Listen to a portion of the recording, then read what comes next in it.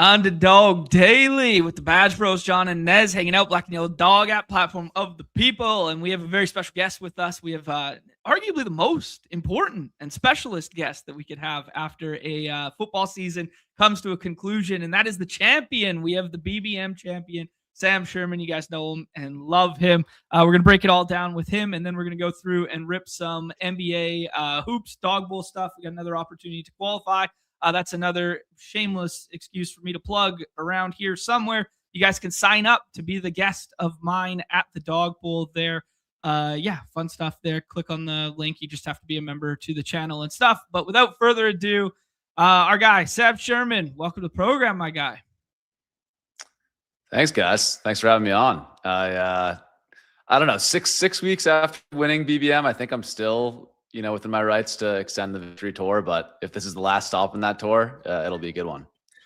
It's definitely not the last stop. Let's be straight here. It's not the last. You're going to be talking about this same damn lineup all summer long, over and over again, whether you like it or not. That's true. And if I'm being honest, I'll play my own part in extending it further. So, but anyways, yeah, thanks for having me on, guys. As you should. You deserve that. That's like part of the right when you win BBM. How are you feeling like so far removed from week 17? Is it still like, do you still kind of get like butterflies about it? Do you just like sometimes just like think about it like, holy shit, that happened? Or is it like kind of like settling down at this point?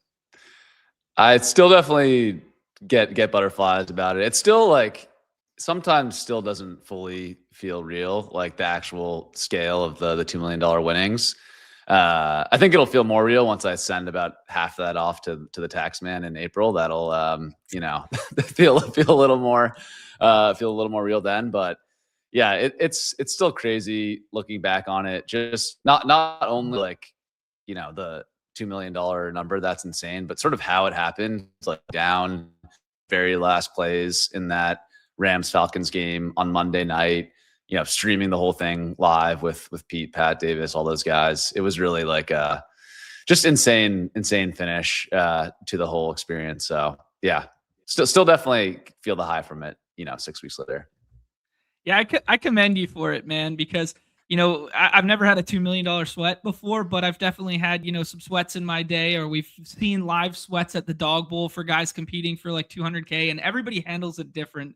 So I commend you for doing that, because I'm not sure how I would react if that Puka catch went the other way. Like, I like to think I'm the calm, cool, collective guy, but I might have shouted some obscenities and kicked my TV over, or kicked the computer over or something. So just putting yourself in a position where that maybe could have happened, I commend you for doing it, man, because we had a lot of fun alongside it, just watching you watch, right? Yeah. And I think for me, honestly, it was like, I didn't think about it too much, like the decision to live stream it. But once it was happening, I think it actually helped me release some of the stress that had been building up for the past few days. Cause like my family knew about it. My dad, my fiance, who were, in the video at the end there, they knew about it, but I don't think I couldn't really fully talk to them about it in the same way that I could talk to the ship chasing guys about the whole experience. So it was kind of a little therapy session for me there in the first half, just talking out some of the stress. But then, yeah, when it came down to the wire, if that had gone the other way, I mean, it things could have gone south. That whiskey bottle I had out definitely would have made an appearance in the stream. But yeah. Oh, good stuff, man. Before we carry on here, Nez, we got to do our due diligence here for the community. The community's waiting on this moment, dude. I know. It's not official even 6 weeks later, unless we make it. So should we go ahead and count this one down here? We will. I will say though, Jon, pre-show you gave me instructions to do something that I don't normally do. Normally, you handle what you talked about. So, okay, so you got I'll be the handler. You got that. Yeah. Okay, so I'm the handler. I got our guest. You got the you know what I'm saying? Okay. Yes, yeah. All right, we got this then. I'm a little nervous right now. Let's count it down then. Count it down. You're gonna feel a little pinch. All right, Desi. 3, 2, 1. Yes. And wait for it. Now, it fully feels real now. The 2 million, this moment right here. That's really what it's all about. Nothing hits quite like the Microsoft Paint border. Oh man, we got to make it official with the winner's circle there, my guys. So big congrats again there, Sam.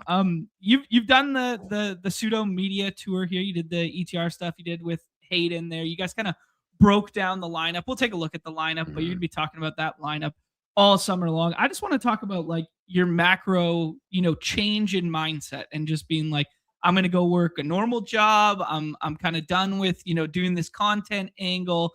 And then now all of a sudden this whirlwind of finding success in the draft streets immediately after. So, what has that been like for you? Like, do you still want to be like the fantasy analyst guy? Do you still want that chapter of your life to continue? Like, how has this kind of changed your own trajectory? Yeah, it's a great question. And I definitely don't have this one like fully solved. I'm still working through it.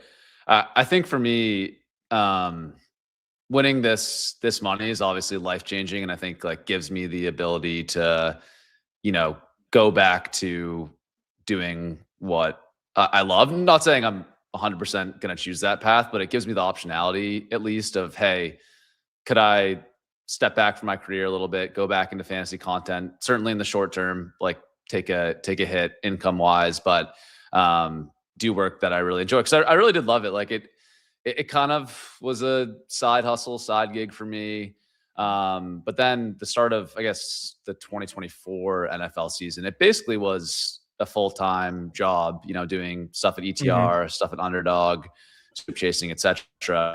It's basically, working around the clock for it. And I really enjoyed it. It was a grind, but I really loved it. So if I can find a way to go back to the fantasy industry in some kind of full-time role, I think I certainly would be interested in that. But still a lot of details to be figured out. And honestly, I've been still so busy with my day job that I haven't like got to the blocking and tackling of figuring out what that looks like yet. But long story short, definitely interested in coming back to fantasy content at some point. Just don't know what that looks like yet. The thing that I find really interesting with this, and Nez and I have had this conversation on the program before, is like, I think we've been really spoiled with BBM winners, and you included on this list, that they've been forward-facing individuals. They've been people associated with the space. They've been football content guys and stuff like this. And like, do you think there's something to that like, hey, because you guys have been so vested in spending all this time, there's definitely a trickle down effect that like, hey, like these individuals who have won over the years have obviously earned it? Or do you think it's like, oh yeah, there's a little bit of random variance in this like sample that like, wow, we are kind of spoiled that the guys who talk about the games are also winning at the games all of a sudden?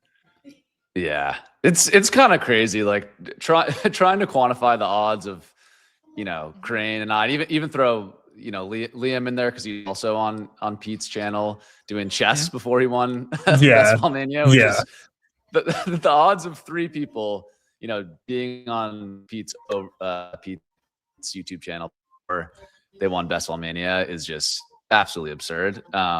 So it did kind of make me think, like, I think I was more on the side of these things are just like massive lotteries. There's certain things you can do to increase advance rate, increase odds of winning the playoff weeks. But at the end of the day, you're playing a massive lottery. Like, have some fun with it.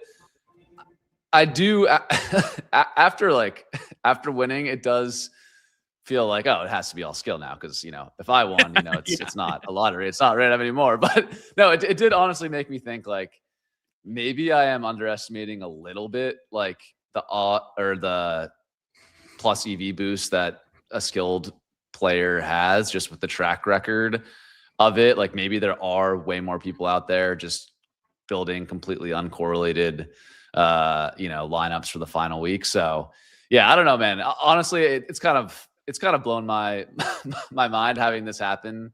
You think that there's a little bit more to the, not like there's like some skeleton key solution to winning these tournaments. But I think just doing like a bunch of little things right does kind of add up in these type of formats.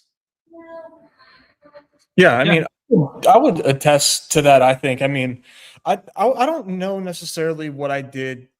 Well, so this year I did go like a little more RB heavy, but I played like mad volume. Like I did a ton of volume, but like over the course of all of those drafts, doing those little things, like on my end, obviously I didn't win 2 million, but I actually had like a profitable best ball season, which at my volume I was like very happy with, because I was like, hey man, if I break even, I'm stoked. But like over the course of doing mad drafts, it was, but using those principles, even auto drafting a lot of these, like I think actually kind of showed that, oh okay, yeah, it's not just random, there is actual correlation, I guess, to plus EV drafting, doing the right things and having success in the streets. I fully attest to that. Mm-hmm. Yeah, it's very interesting dichotomy to deal with, right? Like the balance of skill, luck, and randomness associated with these games, right? And that's why they're a beautiful disaster, right? Because all that really matters is like what happens in these isolated windows that we can't control that are 8 months from now, right? Like if this was you individually drafting every single slate and hey, you won week 17, it'd be like, oh yeah, of course Sam had an opportunity to win week 17. He was a very good player and he sat down and did the research and did the draft for that. But when it's 10 months out, that's a completely different problem to solve for, which is crazy that I don't know. Yeah, it's just I find it very interesting to talk through. I want to ask, you've talked about the individual lineup. You've talked about, your drafting process over the summer. It was 57, right? 57 BBMs you did? Yeah, that's right. Yeah. So going into the summer, I heard you talk about, hey, you didn't really have a plan. You do this like leisurely and fun. You were doing a bunch of them while exercising. Did you still have kind of like a macro conceptual plan that like, hey, during the early windows, I'm going to do this kind of structured drafting because of what I'm seeing in terms of ADP, or I'm going to do, these isolated stances? Were you playing like, hyper exploitative by like trying to get your guys early versus late in the calendar? What were some of the macro principles you kind of attacked with over the summer? Yeah, it's a good question. I think if I'm being like 100% honest, I didn't have like a super structured plan going into it. For me, it was honestly more about like, hey, I want to get some volume down in Best Ball Mania. I really enjoy the sweat of it all. Made the finals before. It was a really fun experience. So I want to try to get 50 to 100 teams down. And when I have enough free time to do it, I'm just going to fire off a team. So it wasn't like I had like, okay, 30 teams early, 30 teams late or anything like that. I do like structurally there were a couple things like I tried to do, which, for people who are deep in the weeds here, it's not like anything revolutionary that you probably haven't heard of before. But I do think later in the season, I was more open to like hero RB, maybe zero RB-ish type stuff where you know a little bit more information about the later round running backs, who the handcuffs might be. Whereas earlier in the offseason, a little bit more RB heavy. I think overall, like I skewed RB heavy, I guess, from an overall perspective, because I felt P's in 2024 were extremely RB light. RB taking running backs early was kind of the optimal strategy, and then the ADPs didn't really react at all or didn't react enough. So I saw a lot of value again in sort of the Derrick Henry, Josh Jacobs, Jonathan Taylor, Buck Irving tier of running backs. Those didn't all hit, but I think largely, played out again that you wanted to invest in running backs early. And then, I think the other like structural thing that like maybe I tried to do more was invest a lot of equity at the quarterback position. I was both pretty heavy on elite quarterback, but also I would do like elite quarterback with 2 quarterbacks late. Like I'd take like a Josh Allen and a Lamar Jackson, and then tack on like a Tyler Shuck and I don't even know, Sam Darnold super late, something like that. Cause I just felt like the value of having 3 stacked quarterbacks was still a little bit underrated in Best Ball Mania. So that was another thing I leaned in on this past year.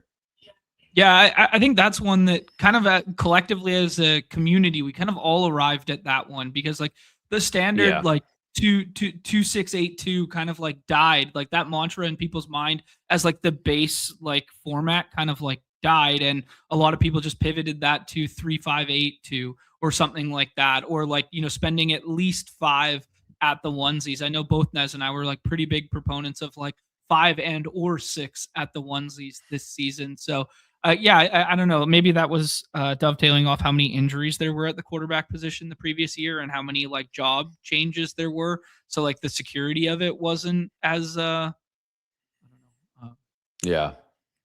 security just wasn't as fruitful as it had been in the past, kind of thing.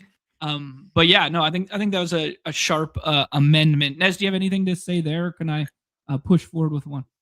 No. Go ahead. I'm just, taking it all in. I was, in lockstep in terms of like this year's meta. Like things hadn't really reacted. I thought like enough. We were kind of just like, oh no, we're gonna run it back. We just didn't run good enough the year before. Yeah. We're gonna play it back.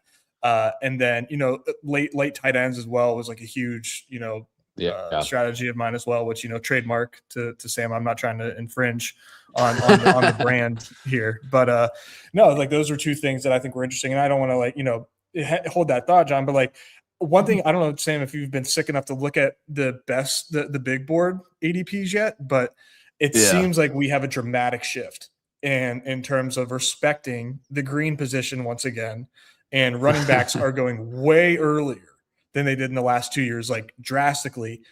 And I don't know, I mean, gut feel, it kind of feels correct. I don't know if you had a chance to look at the ADP yet, or what do you think about like just hearing that if you haven't? Yeah, I have had a chance to look, and my reaction, at least like for the big board specifically, I think it's the correct reaction, especially because like I've sent a couple tweets on this. Like you get to running back like 25, 26, and you have like Bayshell Tootin at ADP of 78. And regardless of what you think of that, like it's kind of insane how quickly running back falls off a cliff. I think like later in the offseason, once, Tyler Algier say he signs with like the Cardinals and is in a starting role, and I don't know, Rico Dowdle signs back with the Cowboys and is in a starting role. I'm making up these examples, right? But once like some of these chips start to come into place, I think like there will be sort of a viable, weight on running back strategy like there always has been in the past. Right now, it's just like really, really tricky to do with all the uncertainty with the free agents, that like I think it's really hard to build teams without getting, 2 running backs in the first 5 on something like that. Can you strike it rich on the later round lotto tickets and hit on, the right landing spots for all these free agents? Sure, you certainly can, but I just think the current with all the uncertainty, it's like really, really hard to avoid the early running backs.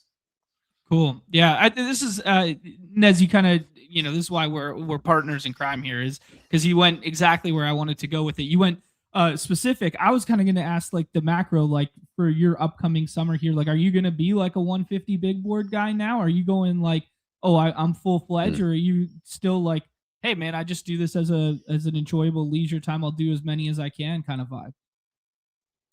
Still probably more the latter. Frankly, just like the realities of my day job right now, it's just like it's hard to commit to it. I would love to do the Davis Maddox stream 3,000 team approach if I had my say. But it's going to be. Why stream 3,000 when you can just win with 57 and not have to put yourself through that? Exactly. Yeah. You can just go to the gym and draft the best ball winning team. Yeah. Why do you need to do 3,000? But yeah, now the big boards are a ton of fun though. I've definitely done more than I did last year. So maybe I'll be more of like a 77 bro instead of a 57 bro this year. But I find these contests a lot of fun. Yeah, I respect it. The other one I was going to ask is, we were having the structured debate there. Do you think this is like an actual pivot that's taken place in the landscape now, that we're actually going to see, as you guys alluded to, the green button kind of like jammed up like this. We started to see it more and more in the daily streets as we did like the masterclass research and that sort of stuff, like the power of 2 running backs in the half PPR, and then the threes at the onesies. Like, have we seen like a fundamental shift now where it's like early running back, 5 to 6 running backs, and at least threes at the onesies is going to be kind of like the new mantra for this upcoming summer?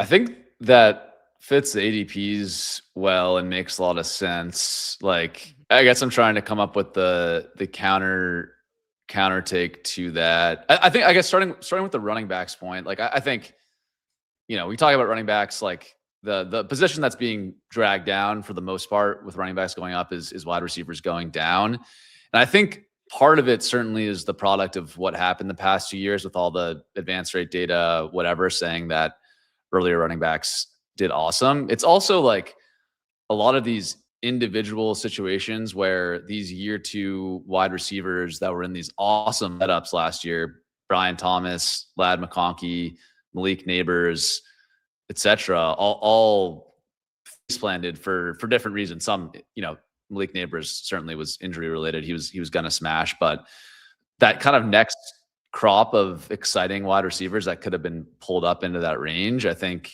it, is rightfully discounted this year.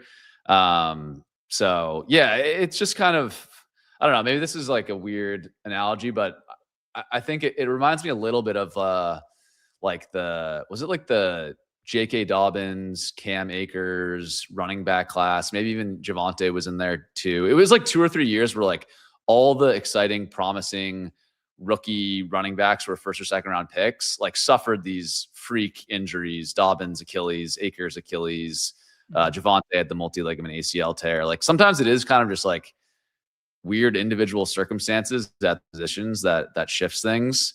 I think we're seeing a little bit with that right now at the wide receiver position, like some bad luck, bad team situations that's kind of knocking some of these guys. But yeah, anyways, long rant to your question. Like I think that is going to be the new meta. I don't see running backs like going farther down once we get into the summer. I think they're largely going to stay about here. And then I guess unless you're taking like Trey McBride or Bowers, I'd guess the vast majority of people are doing 3 tight ends.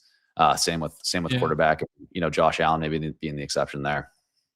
Yeah. I tend to agree with you there. I think it's a very interesting conversation because we're always like, hey, it's just one slate, and like what's overreacting and then what's correcting for our mistakes of the past, right? And now it's kind of like now we got to find this middle ground year over year. It's such a fun discourse and such a debate that we'll have all summer long. Nez, anything else you want to talk about, like structurally, or can we talk about the actual lineup itself and that sort of thing?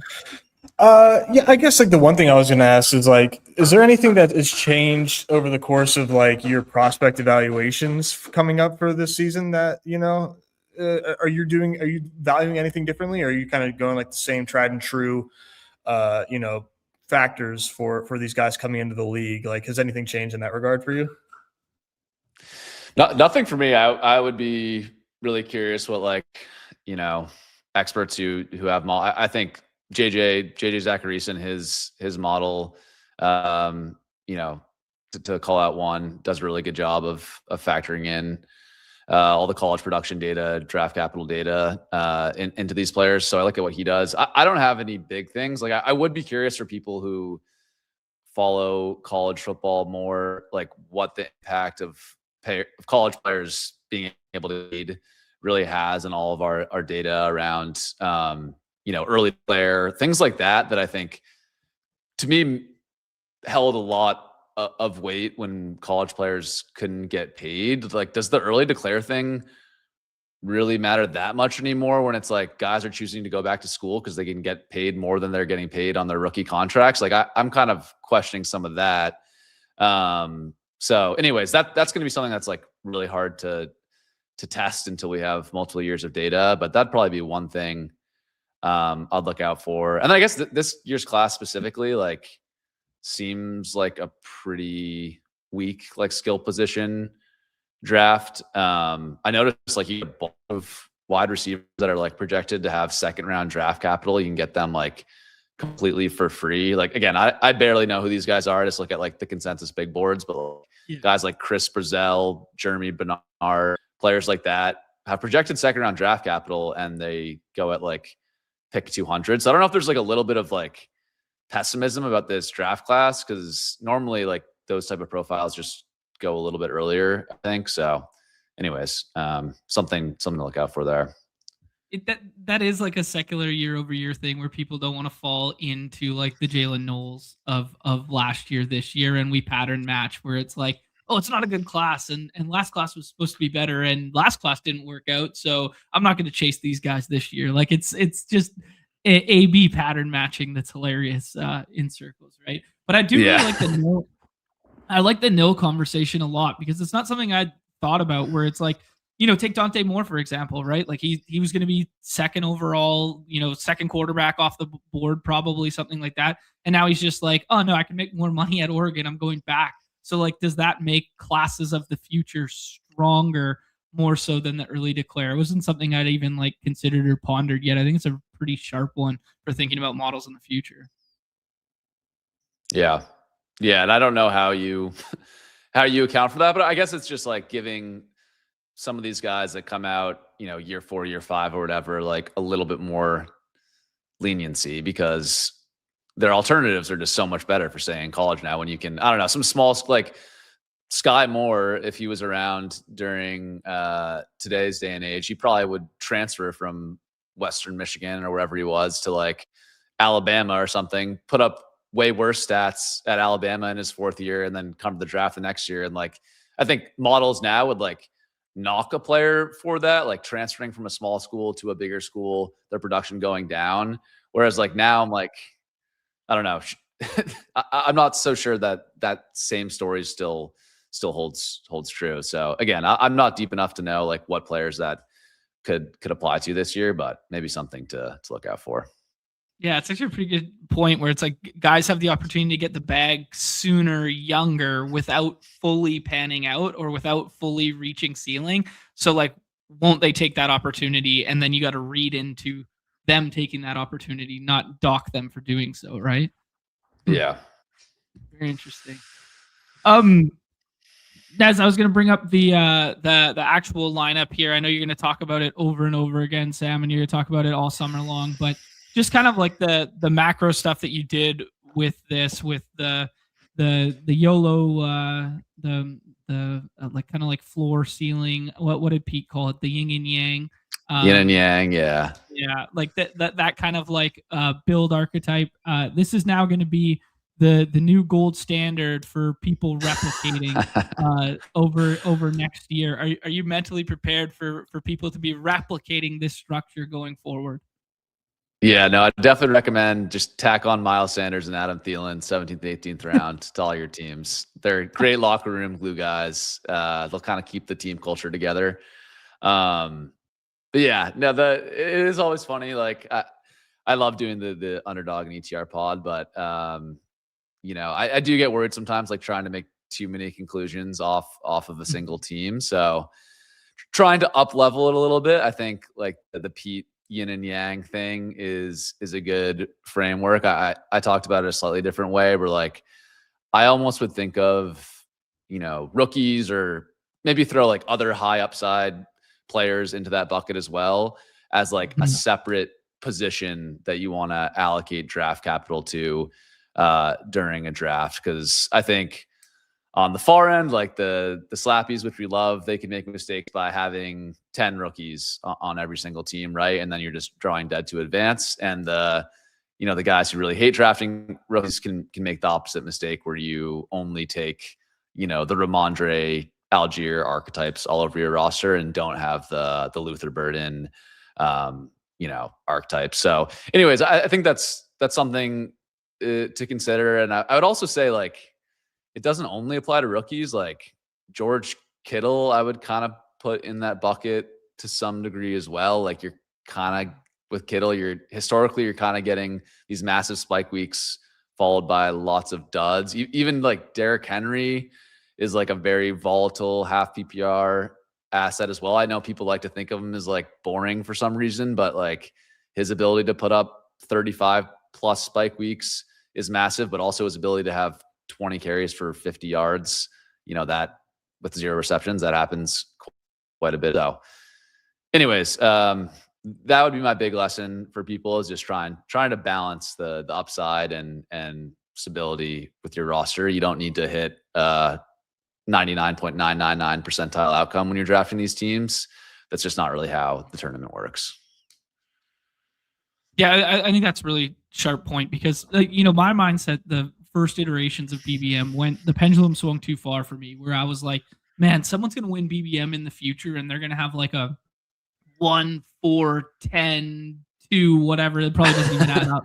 But you know what I mean? Like, I was like, wow, this is like 670,000 entries. And as this contest gets bigger and bigger, like, you're going to have to do like this crazy outlandish shit. And it's really like, no, you just kind of got to win your home league and then run good for 3 weeks is effectively what you're doing out here, right? It's so easy to do. Just win your home league. Yeah. It's so easy. It's so easy. Why doesn't everyone especially if you just get do the this? Sam Sherman pods, and you're golden. Yeah. Yeah, man. A wise person once said, top 2, win it. Top 2, win it.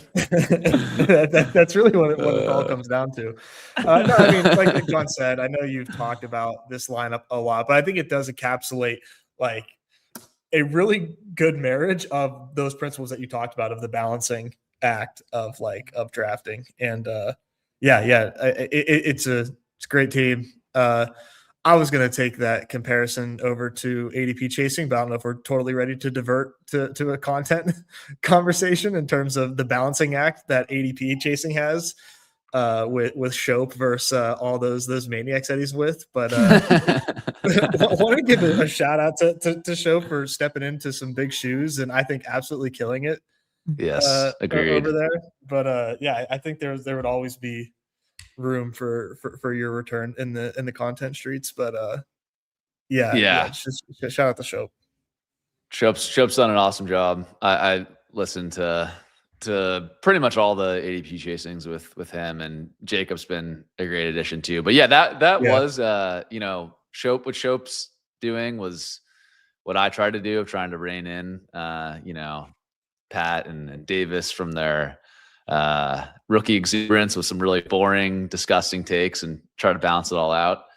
But yeah, he's carrying the mantle there, doing a great job. An absolute thankless endeavor that no man gets enough credit for trying to keep those two in check. Oh man, sure. I got some selfish questions here, and then we'll kind of let you go, and we'll do our hoops thing here. But I selfishly want to know, some plans for the money here and stuff like that. You talked about a ski trip. Have we got the heli skiing booked here, or what's going down with the ski trip? We did. That's exciting update on the heli skiing. I got that booked, going out to Utah end of the month with like 12 of my best friends from growing up. It's also my bachelor trip. So this trip was already planned. Didn't have, heli skiing money when we originally planned this trip, but now we do. So going heli skiing, which is first time for all of us. We're all like huge skiers, do ski trips every year. Grew up skiing like almost every weekend as a kid, but this is going to be an experience for us. So I'm super hyped on that. Yeah. Are you a skier, John? I feel like I've seen you on social media post some ski pics, right? Or yeah, I definitely hit the slopes here. I'm snowboard guy still. I'm still caught up in my youth. Nice. Yeah, I'm caught up in my youthful era of still thinking the knees can snowboard, but I'll pivot to the skis at some point here for sure. But yeah, I was actually going to ask, are you like hardcore into it, where you've done like the avalanche courses and you do like the ski touring stuff and like that sort of deal? Like when they're dropping you from the sky, are you guys doing like the, hey, be ready in case we get buried alive kind of vibe? Yeah, we got to do that. All the avalanche training is part of it. So I do like backcountry touring stuff in the Northeast. You don't really have to worry about avalanches, at least where I've gone. There's like very few places you have to worry about it. So I'm not trained in all that stuff. So we got to do that training when we're out there. So that was a bit of an adrenaline rush. Like I was doing the online training module, and it's like, how to inflate your like airbag thing if you get trapped in the avalanche and all this stuff that I was like, oh shit, this is real serious stuff. So it'll be fun, but yeah, definitely like risk factor that I need to make sure we're taking seriously. But we'll have guides and everything. Yeah. Let this be a lesson for when you make $2 million, you have to go thrill chasing harder later in life now, because nothing like, a little 10K swing here and there doesn't move the needle anymore. We got to jump out of helicopters and deal with avalanches now to make it move. A near catch is how are you have to somehow like capture that thrill, like from an almost an insane catch. Like, how are you ever going to experience anything like that ever again? I mean, forever this is how you do it. Chasing that dragon of winning 2 mil. What a fucking moment, man. Sorry, just what a moment that was. Yeah. Oh my god. So anyways, that'll be good. And then the other, I think I mentioned this, the other pods I've done, the wedding coming up, planning a honeymoon at some point, which we'll use the funds toward as well. So it's a good year I had some fun stuff like already planned, and it's just kind of like making those moments even sweeter. So it's gonna be awesome. That's awesome. Yeah, that's amazing, dude. Stay grounded like that, man. Level-headed dude. I respect that so much. Any spin the globe, put your finger on somewhere, locations that you guys have discussed for honeymoon yet? Yeah, two places we're considering, very, very different, but Patagonia and Buenos Aires in Argentina, doing a little bit of city and then also some outdoors stuff.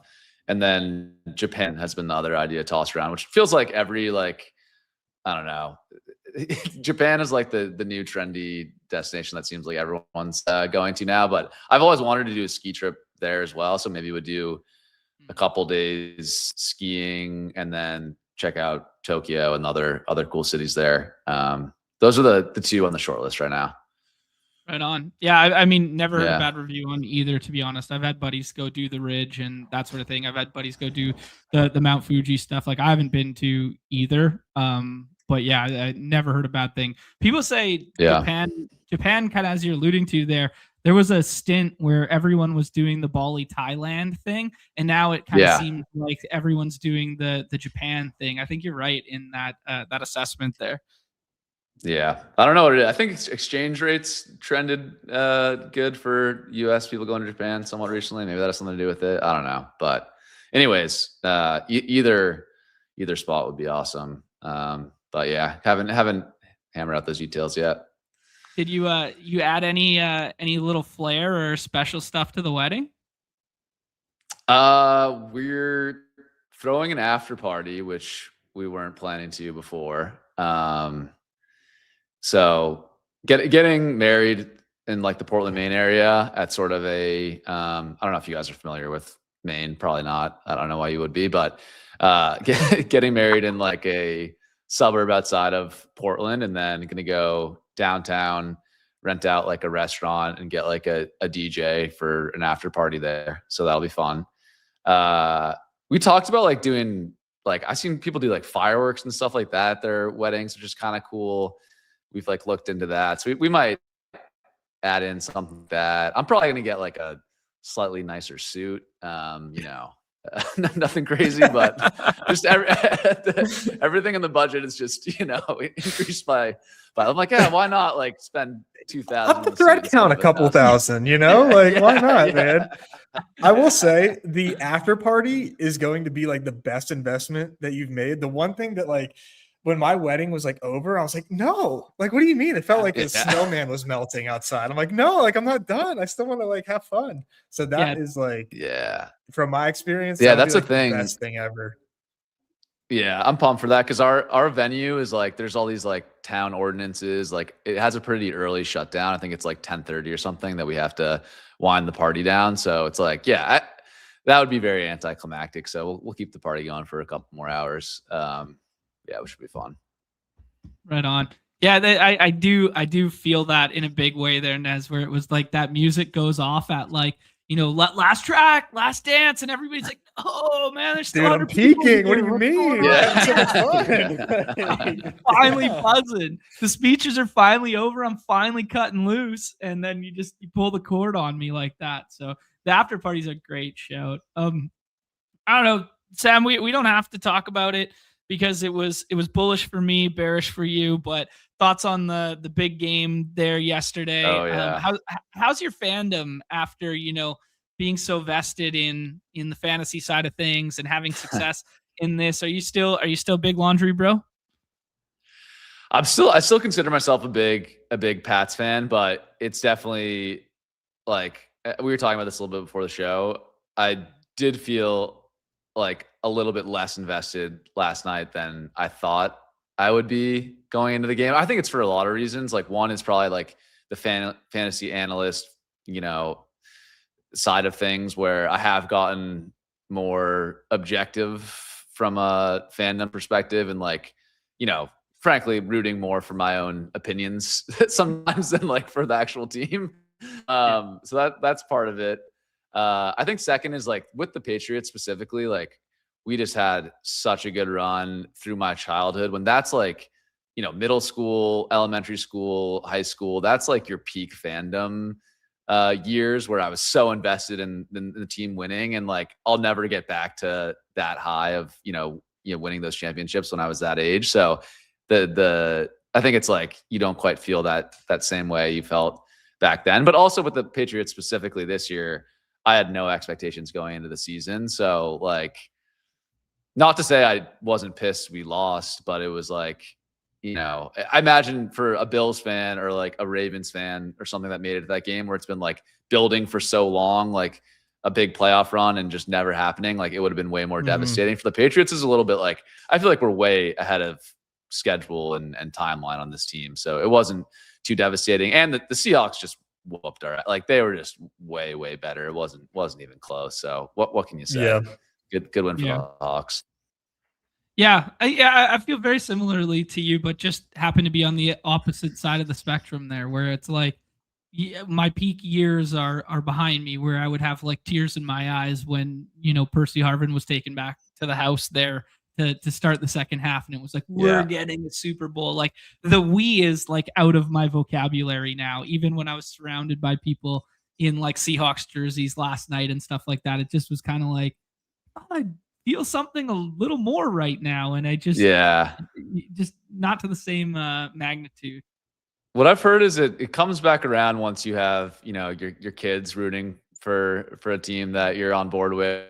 I've heard that from folks, is that like you get another 10-year window or something like that if you do have kids that are rooting for your team, where you feel that we a little bit more because your kids are obviously so invested in it if they're big sports fans. So yeah, that could be the time to come back around. Maybe that'll line up with Drake May's, fourth Super Bowl by the time my kids are into football, but we'll see. Hey, I mean, Drake May's got lots of time. Youngest guy to get to that point up until this point, and I don't forecast it to be a Dan Marino situation there. So, yeah. No. Nez, anything for the champ here? Or should we move on to a little hoops? No, I think we can finally move on from this segment. No, but Sam, appreciate you coming on, dude. Congrats once again. Such a cool moment, and just been a fan of you in the content streets for a while now. So if you ever want to make a return, you have at least one person who will be there. Yeah, at least one subscriber to my YouTube channel. Appreciate that. But thanks, guys. Yeah, thanks for having me on. Enjoy the hoops draft. I would be able to list maybe 15 players in the NBA now, so I won't be of help there, but good luck, guys. I'll talk to you later. That's awesome, man. Thank you, bro. Good stuff. I love the just down to earth notion of like, oh yeah, he's just the same dude, Yeah, dude. Couple bucks in my pocket and same guy. It's awesome. Yeah. Upgrade some of the wedding expenses. Heli skiing, is that exactly what it sounds like? I didn't want to intervene. Yeah. So you basically go to a place with like uncurated snow and like fresh powder and whatever, and you jump out of a plane. Some places you jump out of a plane. Most of them they land, and then you all get out, and then you ski down and that sort of thing. And sometimes they take you back up, but usually it's like they take you like way up tippy top of some backcountry mountain and go for a rip. I've never done it. I'm not talented enough on the board to do it. I'd be a little too shook up there, but my buddies who do, they schedule a trip every year to do it. Like it's a very sought after thing if you are big time into the skiing. That's crazy. The closest thing I can like equate that to is like going to play pickup on like a D1 or an NBA court where like it's like fresh, clean. There's no dirt on the floor, and you can actually kind of like, I think that's the closest thing I could equate that to. The perfectly manicured hardwood, like just perfectly waxed that morning. Dude, there's nothing like it. There's absolutely nothing like it. Yeah. Let's go into there's two things I want to talk about before we go into the hoop stuff. Obviously today is the Dawg Bowl slate there for everybody. This one was the one that was originally on the calendar, which is my evergreen opportunity to remind everybody with my graphics team here that we have an additional Dawg Bowl this week for people to qualify. Also reminder in the chat there to try and win a +1 there to come enjoy the festivities with us. Obviously won't be participating in the Dawg Bowl if you do it that way, but to join in the as the +1 there, the form is on the side. You just have to be a member of the channel. February 11th this week. So we're going to have Vlad Settler on Wednesday to talk MLB. And that was before we knew there was going to be a Dawg Bowl. So now we're going to have a double dip on that day as well. So we had Sam in a double dip today. And then Wednesday, we're going to have Vlad in a double dip. Tomorrow's a short NBA slate. So I imagine we'll do just a little paywall four game stream show there.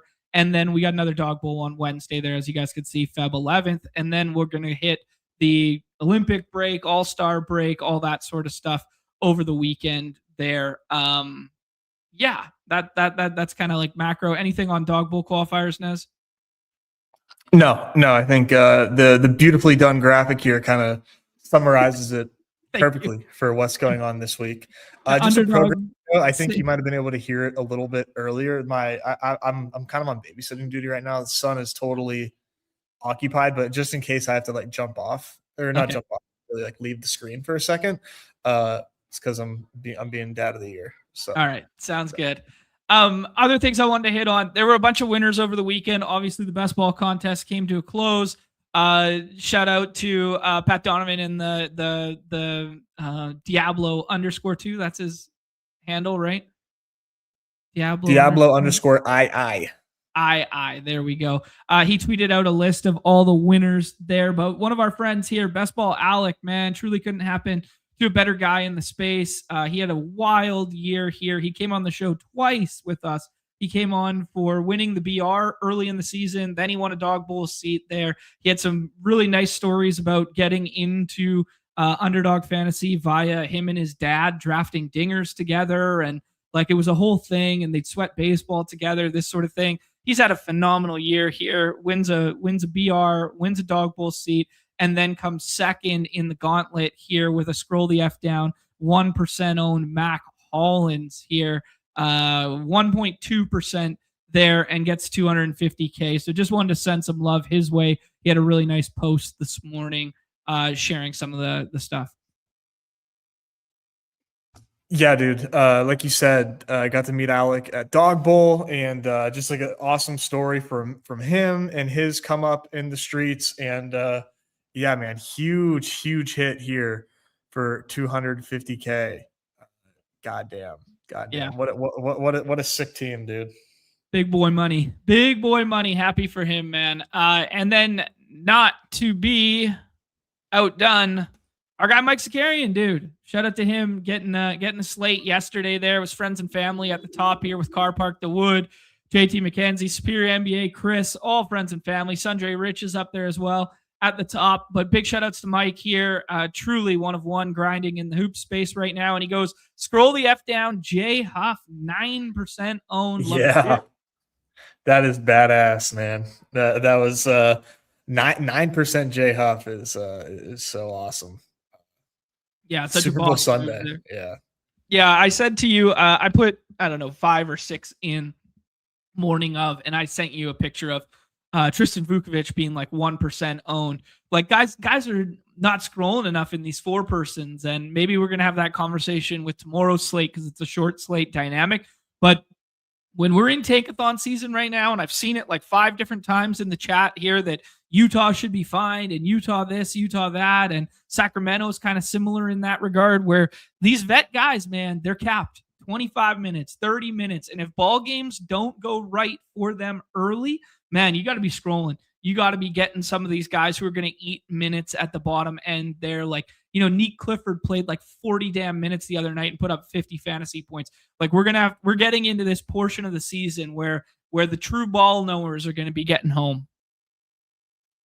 Yeah, and I think tonight is no different. Yeah, love it. Yeah, and this is on a 10-gamer too, which is like, yeah. Yep.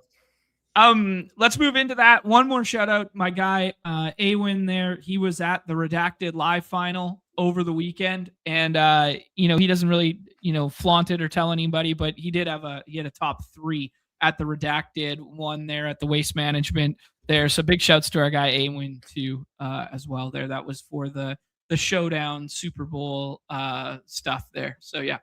Yeah, he's nuts. Congrats to him, dude. That's crazy. All right, Nez, I got to give this an update because we got hit with Jalen Johnson downgrade. So is this a Joker or bust kind of night here? Because he's going to be lapping the field in terms of projection, especially if Jamal Murray is unable to play basketball this evening. It is truly a Joker 1-1 kind of night here, but can we compete against the Joker teams? It's definitely not ideal. Anytime Joker's on the slate, it's gonna be tough. I do fear it is Joker or bust. The one thing that you can maybe say is like, as always, is like, does the 1-2 turn have enough firepower to compete with the Joker teams? Man, it does feel tough. I mean, the drop off from Maxey to the next player at ADP does feel hard to match the 1v1 of Joker and whoever you get, at that 2-3 turn. So it is what it is, man, but yeah, dude, Joker against Cleveland, dude, two teams that are being competitive and have things to play for here. Yeah, I think Joker is unfortunately just the ultimate skeleton key, but we've seen guys compete, with Joker scores time and time again, but pregame here, looking at the slate, Joker, nothing much more to say than what I just said, man. Joker in a great spot, looks awesome tonight. Yeah, good to see him back to like full too. Like obviously played the overtime game and then gets hit with the Q tag for the Chicago game, and he still plays through the Q tag. He had he almost had a triple double in like the first rotation. I swear to God. It was he did. He had like 8. Yeah. Yeah, it was like 9, 7, and 7 or something like that in the first rotation. Yeah. It was like, what the fuck? Not normal to do that, by the way. Yeah.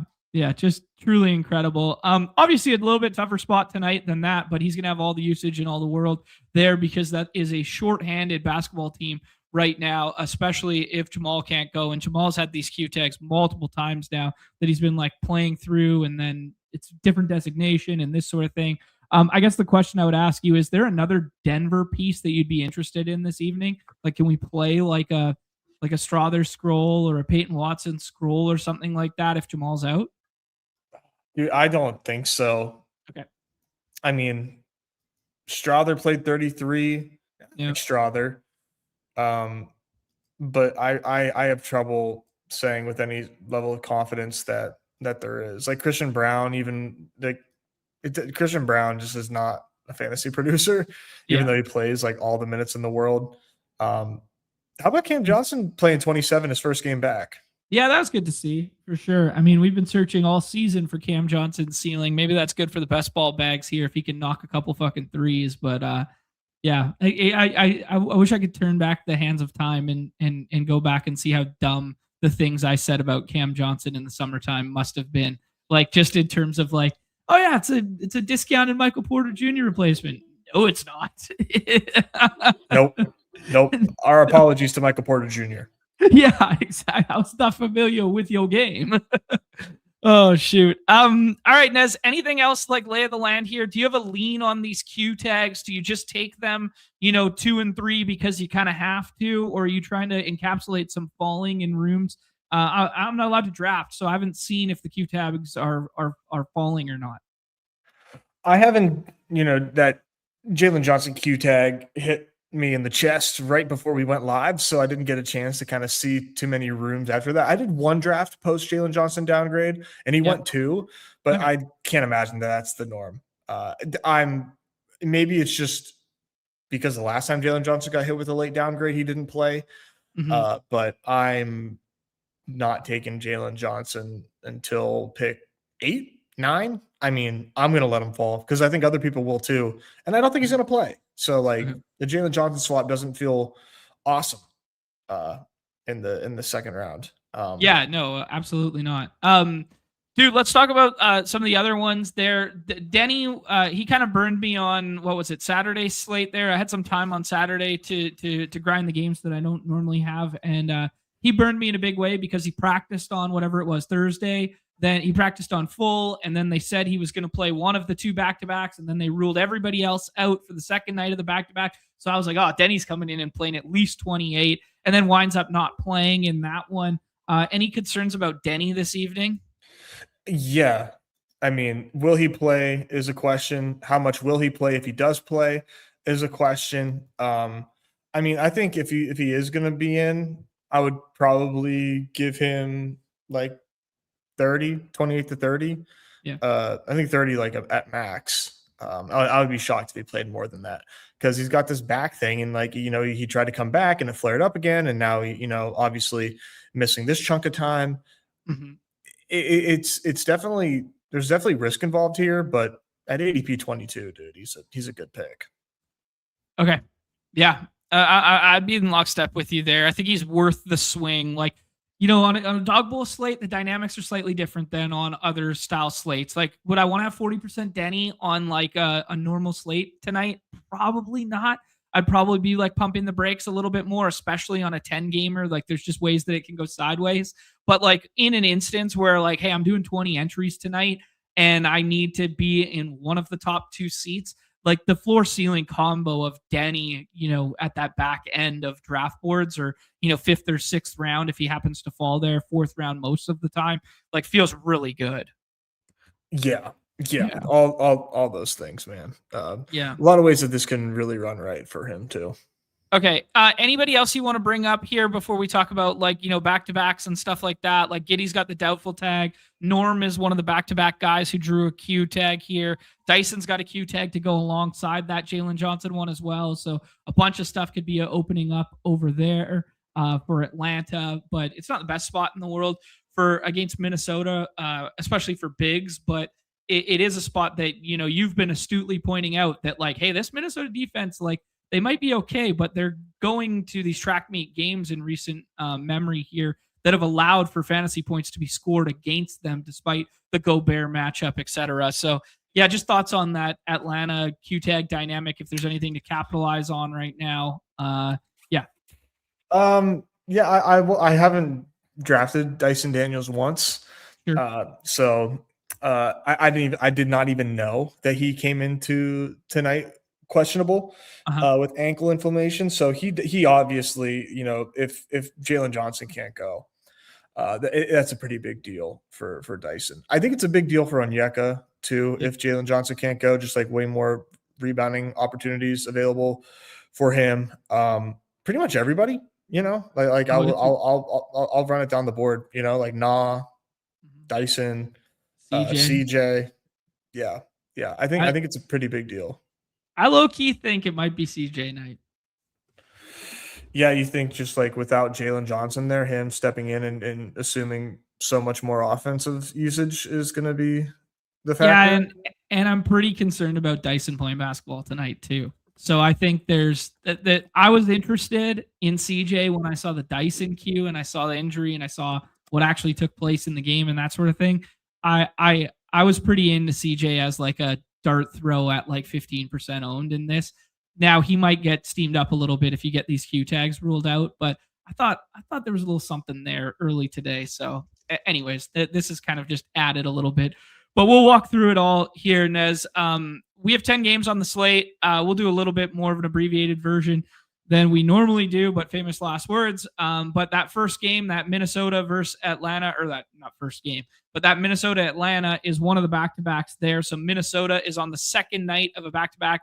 They played yesterday, and then Miami as well is on the second night of a back-to-back. They are the two back-end back-to-backs on the 10-gamer. There are a couple front-end back-to-backs. Actually, there's just one. Lakers are the only team on the front end back-to-back there without Luka right now, and they take on Wemby and the Spurs tomorrow. They take on OKC. Oh, okay. Sorry. Yep. Sorry. You had it. You had it right. I thought you were gonna say they play tonight. No, tomorrow night. There. Miami on the back-to-back beat the shit out of Washington yesterday and didn't really have to run anybody through the fourth quarter. They won by like, I think 29 or something like that, 30 points, something like that. And then same can be said about the Clippers and T-Wolves there. Kawhi going scorched earth yesterday in the absence of Zoobs and Harden and all this stuff, and just going and winning a basketball game against the T-Wolves there. So then the T-Wolves have, a little bit more limited minutes on the front end of their back-to-back there. So 3 teams on the back-to-back, just to reiterate: Miami and T-Wolves on the back end and Lakers on the front end of this 10-gamer. We will go game by game here. We are just looking at the windows here. There are 3 late night hammers, and that Q tag of Denny and Joel Embiid loom large because they are in this last window here. So you'll have 3 games to swap to, and not a ton of Grizzlies and Warriors getting drafted, not a ton of auxiliary Thunder getting drafted, just basically Chet and J-Dub. So yeah, we'll talk about where you could potentially swap to there, but just being mindful of 1 game, 3 games, 2 games, 1 game, 3 games, which means there's 5 different swap windows, which means if you get news for Denny or Joel Embiid and you get that news at like 7:59, you got to be ready to get your swaps in right then and there, or premeditate getting your swaps in, because they could swap at any of these windows. The Embiid stuff and the Denny stuff won't swap at their game time. They'll swap at the next lock window. So you just got to be ready for it. Got to remind people of that every single time there are late cues on the slate. All right. Anything else on the macro, Nez, or ready to rip? No, I think, no. We'll get to, let's go. I have some things to say, but we'll get to it when we get to it. Okay, cool. Hornets and Pistons, the best team in the NBA, or the best team in the Eastern Conference, let's call it. Our Hornets, baby. They're cooking right now. But they're actually taking on the Pistons, who have had a really nice defense here. No Ron Holland in this one. A bunch of the G Leaguers listed out, and Dario Saric is not with the team. We have a probable tag on Jalen Duren after he missed the second half of the game 2 games ago, and then sat one with the Q tag there. So we're gonna get him there, and then the Hornets pretty full, man. Just G Leaguers listed out, and then Kobe White, who they acquired at the deadline, listed out. Basically, only 2 Detroit Pistons getting drafted every time here. They did convert Dennis Jenkins to a real contract there. He is a big boy now. Just thoughts on this dynamic here. Is anybody draftable other than Cade and Jalen Duren? Not for me. No. Okay. This team's a little full right now. If things thinned out, we saw Sar Thompson play some big minutes, which was like awesome to see, because like, oh wow, like he can actually like be a good fantasy player if he plays more than 25 minutes, but they don't, and it's probably for good reason. Just Cade and Duren. Love me some Jalen Duren, and I got Cade 3 now with Jalen Johnson fucking my life. So yeah. Okay, cool. Respect the takes there. I'd throw my hat in Asar for a team that can be loose with the ball at times, that, he's got some stock ceiling here, but there's a lot of names that are available for them tonight. I don't think maybe 32 is in the cards for him this evening, though. 222.5 there it's okay for a Pistons game. It's nothing crazy. You're going to find that Jazz Heat game that's going to be like 20 points higher. And but only 2.5 on the road for the Pistons here. So our Hornets finally getting some respect here. Yeah, I like it. Cade at 3, Duren, just kind of jamming it, even though it's not the best spot in the world against Kalk or Diabates, but this is a guy who can get home in a decent way. Any concern about potential minutes after missing or no? No. I thought he was actually, I thought he was going to miss the next game because it was a back-to-back and he just missed the second half and left early. But I was talking to like 3 or 4 people and they're like, no, I think Duren's going to play because the coach's comments. And I'm like, shit, okay. And basically what the coach said was that it was like soreness and they knew about it. And so they were monitoring it. So plus the probable tag has me feeling bullish as well. So yeah, I not like Duren plays 35 minutes a game anyways. I feel perfectly fine with it. Okay, cool. Hornets, man, we kind of have this evergreen conversation where they're a good basketball team, but from a fantasy standpoint, they're a lot harder to deal with right now because you could draft anyone on any given night and they kind of all, get a little bit muddied up and cannibalize one another. Brandon Miller had a nice night the other night against Atlanta, but it fell kind of flat. It started super hot and it looked like he was going to break the slate and then it kind of stabilized. He's had a couple like guns blazing first quarters that then haven't turned out to be slate breaking scores in any regard. So he might be a little bit overdrafted relative to Con if you can get like the discounted ownership, but man, they're going up against a tough defense here. Anything on ball is going to look pretty tough. Who's your favorite of the bunch here? Can we trust the mellow non back-to-back minutes that we'll see ceiling from him tonight? Yeah, I think it's really hard to not be into Melo tonight. ADP 18, 30 minutes. Like you said, the production across the board for the Hornets has been pretty spread out. But LaMelo can pop for 50, man. And if you get 50 from a 3rd round pick, sometimes 4th round pick, that's money, dude. That's money. So I'm chasing the LaMelo ceiling. Not a ton of Brandon Miller for me at the moment. Not a lot of Con. Not a lot of Miles Bridges. These are fine players, but like they're just not like where I've been spending my draft picks on. It's hard to pinpoint, it's been pretty spread out. Okay, cool. Yeah, no, I'm definitely with you. I think Con's were some shots in the last round. I think Bridges is a little less so. I don't like the spot for 5s tonight. So yeah, they're not like great catch and shoot either, right? Yeah, against the Pistons. Yeah. Everything that the Pistons do defensively is pretty strong, and it's kind of a low key stay away spot the majority of times for especially ball handlers on the other side. Yeah. Rye is killing me in the chat today. He just every half an hour pops in with a new one. So he goes, "Long live Lottie Divac" here, and then he comes in with a "Long live Hito Turkoglu." Okay. Just some absolute archive names here that we're pulling out. Great names. Yeah. All right, dude, let's keep pushing here. Bucks and Magic here. Magic has 10.5 at home. Might be getting Franz Wagner back tonight. He's got the Q tag, though. Evergreen reminder with Orlando that they are very, structured, and they do a D tag, then they do the Q tag. They're very liberal with their designations, and then guys, work up and ramp up. That's just a reminder there. So not a given that Franz will play tonight. It might be a next time out kind of thing. But, if he does, he just kind of like cannibalizes all the stuff that we see. Like Anthony Black had a really nice game last time out. Suggs, when he was the cover boy last week, he has a monster game. And it's kind of hard to pinpoint where the stuff's going to come, especially when they're 10.5 point favorites in a lowish total game here with a 220. I will go injury report, most recent here. We have the Bucks are still without Giannis and Taurean Prince, and then Franz has been listed available. So that Q tag changed while we were doing the segment there. So they did the progressive Q tag to an available tag for Franz. So that's going to cannibalize some of the potential scroll the F down value on the Magic, although it is quite frothy today. So let's talk about the Magic side first. Nez, where are you coming out on this one?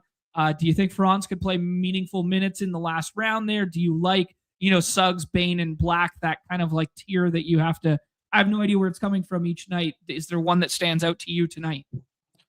I'm not sweating the Franz stuff necessarily. Okay. I don't think he's going to play very much at all. Okay. think, the props markets don't think he's going to play very much. And I kind of like targeting this Bucks team at the moment. So I'm trying not to get too scared of the Magic here. Obviously, when Franz is full, like, yeah, this is a way different team, and you really have to adjust accordingly. I'm still taking a decent amount of Paulo because of for the ceiling. It's all or nothing with Paulo, man.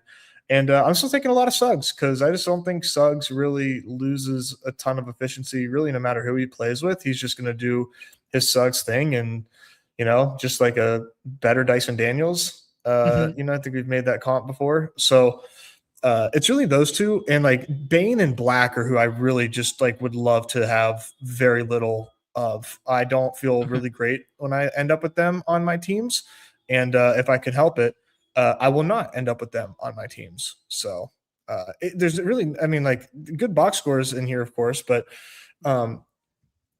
Franz, I think, definitely can impact these guys' usage. It's a good spot, man. It is a good spot, I think, but yeah, I just I prefer to take different shots in the last rounds. Yeah, no, I respect the take for sure. I think Franz will be like kind of like hard cap 20. He already came back from this, said he came back too soon, said he pushed it too hard for the Germany series. Like, I think he's going to be like, he'll probably start, and he'll be hard capped. So I don't think Franz is worth the play. You alluded to the pick'em market there with the 21.5 PRA. You can find better options in the last round in a 10 gamer, but he does have right tail outcomes. We're well aware of that, but I don't think the minute ceiling will be there tonight. And then, yeah, I do like Suggs the most out of that tier. I think that was well articulated by you. Yeah, I have a really hard time thinking that the Magic pieces aren't overdrafted if those guys have ADPs that are like, cannibalizing one another and getting drafted every single time, Yeah, exactly. Yeah, that's what I was gonna say. The wording was strict minutes limit, like not like 8 minutes limit. They said strict. So, that's a scary word. Yeah, not playable tonight. Nez, let's talk about the Bucks here. We finally don't have a designation on Bobby Portis, but he played off the bench last time out, which means bye-bye to these 36s and 37s, and only played 26 there when he had the Q tag last time out. Good to see him return. The market finally got it right. They've finally given up on Ryan Rollins in capital letters, and they've moved him down. He's a mean projection bro here, and Kevin Porter Jr., the ceiling guy, is going ahead. Finally. Way to go, team. Way to figure it out, everybody. Thoughts on this dynamic tonight? Who are you into drafting here? Are you chasing the dragon of everybody zigs? So now I'm zagging and going to Ryan Rollins, or what are you thinking, dude? You got to have a 10 ADP gap between two guys that project three fantasy points difference. I mean, you absolutely have to. I think it would be really dumb to go away from Rollins after all this time, man. Okay. Like, now I'm getting him cheaper than ever. And now I'm all of a sudden backing out because it didn't work out for me in the past. Yeah. I think that's actually more than fair and probably how a normal person thinks. But that's not how I think. I think, my process was what it was. And what changed? I didn't get home. Mm-hmm. Do I need to adjust expectations on this player? Of course. Yeah. Am I going to? Maybe. I don't know. I don't have a lot of Ryan Rollins right now, but I am really worried. About tonight being Ryan Rollins night at his cheapest ADP, and I sold the bottom. I would absolutely not be able to live with myself. So that's an interesting dynamic, right? I might have like 10% FOMO shares, and he might end up on my best team, and then I'm feeling the same way. He's a tough one, man. He's gonna be a fade for me. I think like 12% at ADP here. I think give or take. KPJ though, ridiculously overdrafted. I mean, I don't think it's a particularly good spot for either of them because there's so many good on-ball defenders on the other side. Like, exactly. Yeah, like the handling guys aren't necessarily who I'd want here. I think Bobby's pretty fun in the last round, or like Miles Turner, famous last words in the last round. But this team is back to kind of like as full as they've been since the Giannis absence here. And, probably no Cam Thomas tonight after the trade. Is that official that he's not playing basketball tonight? I assume it's official. He's not even listed. So yeah. Hilarious team, by the way. Absolutely hilarious team. You have to, John, have to put KPJ, Kuzma, and Bobby Portis and Cam Thomas on the same team. Right. You have no choice but to make that happen if you can. Just zero defense, bucket getters fighting over the ball, trying to squeeze the air out of the ball from each other. It's so there good. Will be a fight in that locker room, I think, before the season's over. I'm confident. Oh, I love it, man. I love it. Who would be your favorite sixth rounder? If Kevin Porter Jr. is overdrafted, Ryan Rollins is a take it sometimes at ADP guy. Is there anyone in the last round you want to get to? Bobby is like kind of intriguing. Yeah. I don't trust it, but yeah, I don't trust it either. Like just after like you get the big minute ceiling, it doesn't get home in like what we thought was two good matchups for him, like drop bigs, and we like attacking Sar. And then he got the two softest matchups in the world with fives, with the Chicago Vooch matchup and then the Pels matchup that we dream of. Doesn't play basketball and then comes back, plays off the bench, plays 26. Like I don't think 26 off the bench in a lowish total game is what we're gonna need tonight. Not on a 10-game slate. Yeah. I'd like to be there for it, but I think we're gonna like other games more.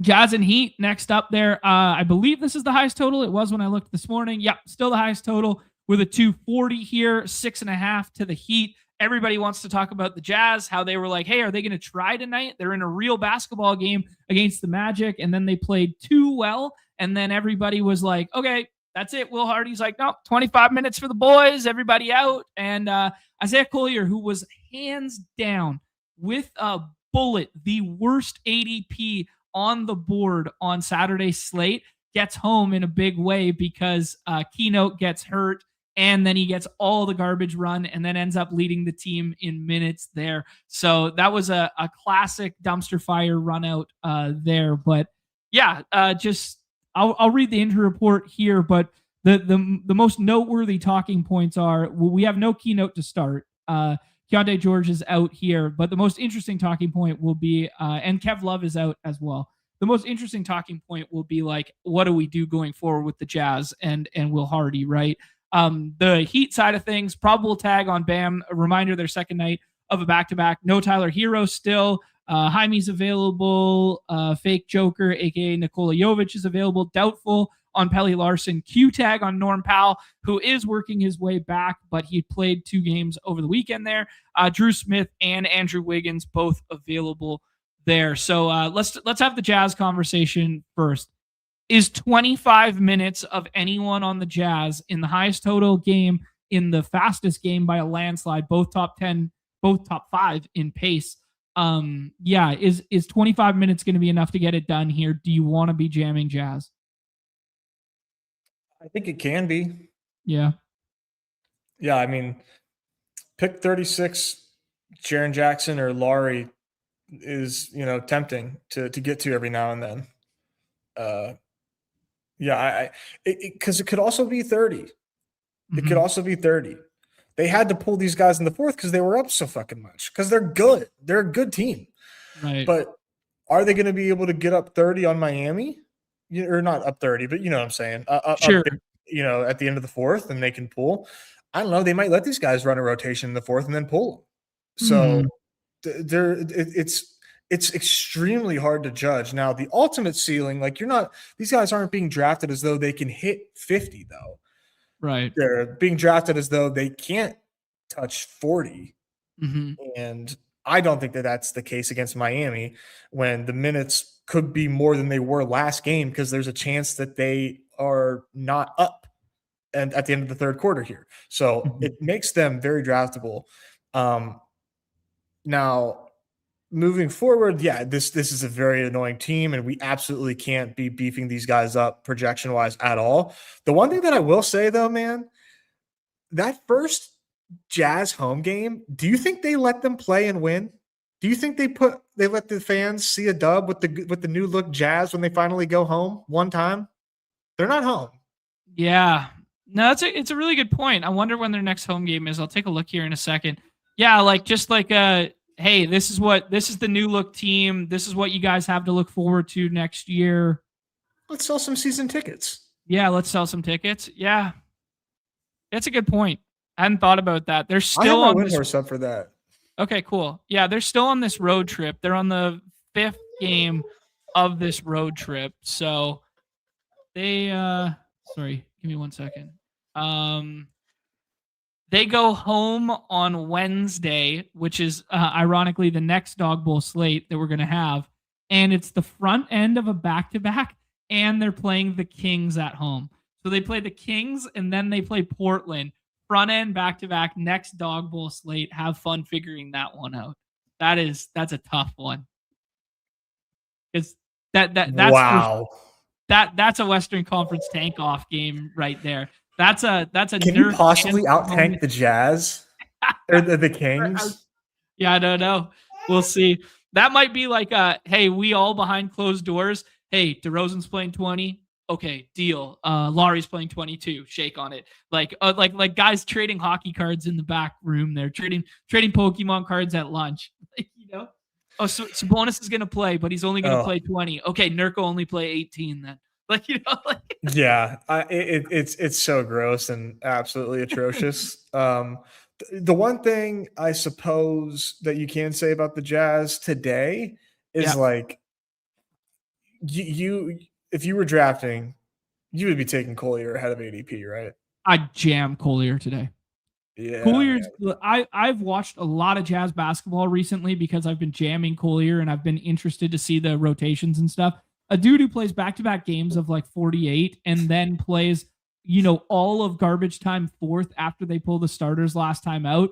Like Collier's not their plan for the future. There's less handling to go around now because, they got rid of Walter Clayton Jr. So like even like backup handling and stuff like that. I don't know. Cody Williams kind of just sucks. Vince Williams Jr. Vince Williams Jr. They're just going to play like 10 to 15 minutes and like maybe he steals a little bit of handling here and there. But like, man, if there's two things I can bank on on this team, I guess there's three things I can bank on. It's Flip getting the backup 5 burn, and he's going to play monster minutes in garbage time and like games where Nurk isn't available.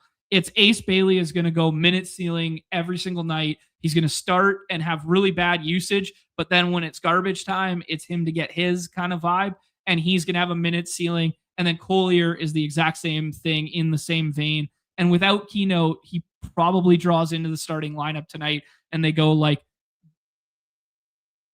Bailey, Collier, JJJ, Lowry, Nurk. That would probably be my 5 tonight.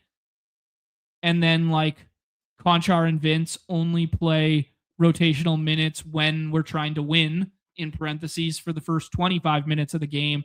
And then when it goes full garbage time, it's Sensabaugh, Williams, Flip, Collier stays on, Ace Bailey stays on, and that's your 5. So Collier and Ace are getting the best of both worlds there, and Collier's usage as a handler is going to be very strong with the first unit, and then he's going to go get buckets with the second unit. Yeah, dude, he's a smash. He's a smash. Yeah. He's such a sick play today. I mean, I like him too. Like he's a dog. He's a bully ball, like looking for contact, looking to hit you in the chest and go up. Like he was playing. He's not a little guy. No, not at all. No, he's kind of like a Desmond Bain stature. Like like he's thick. Yeah, dude. I like him. Yeah, he's 6'4". Yeah, he's not a little guy. Like he's awesome. He's pretty awesome.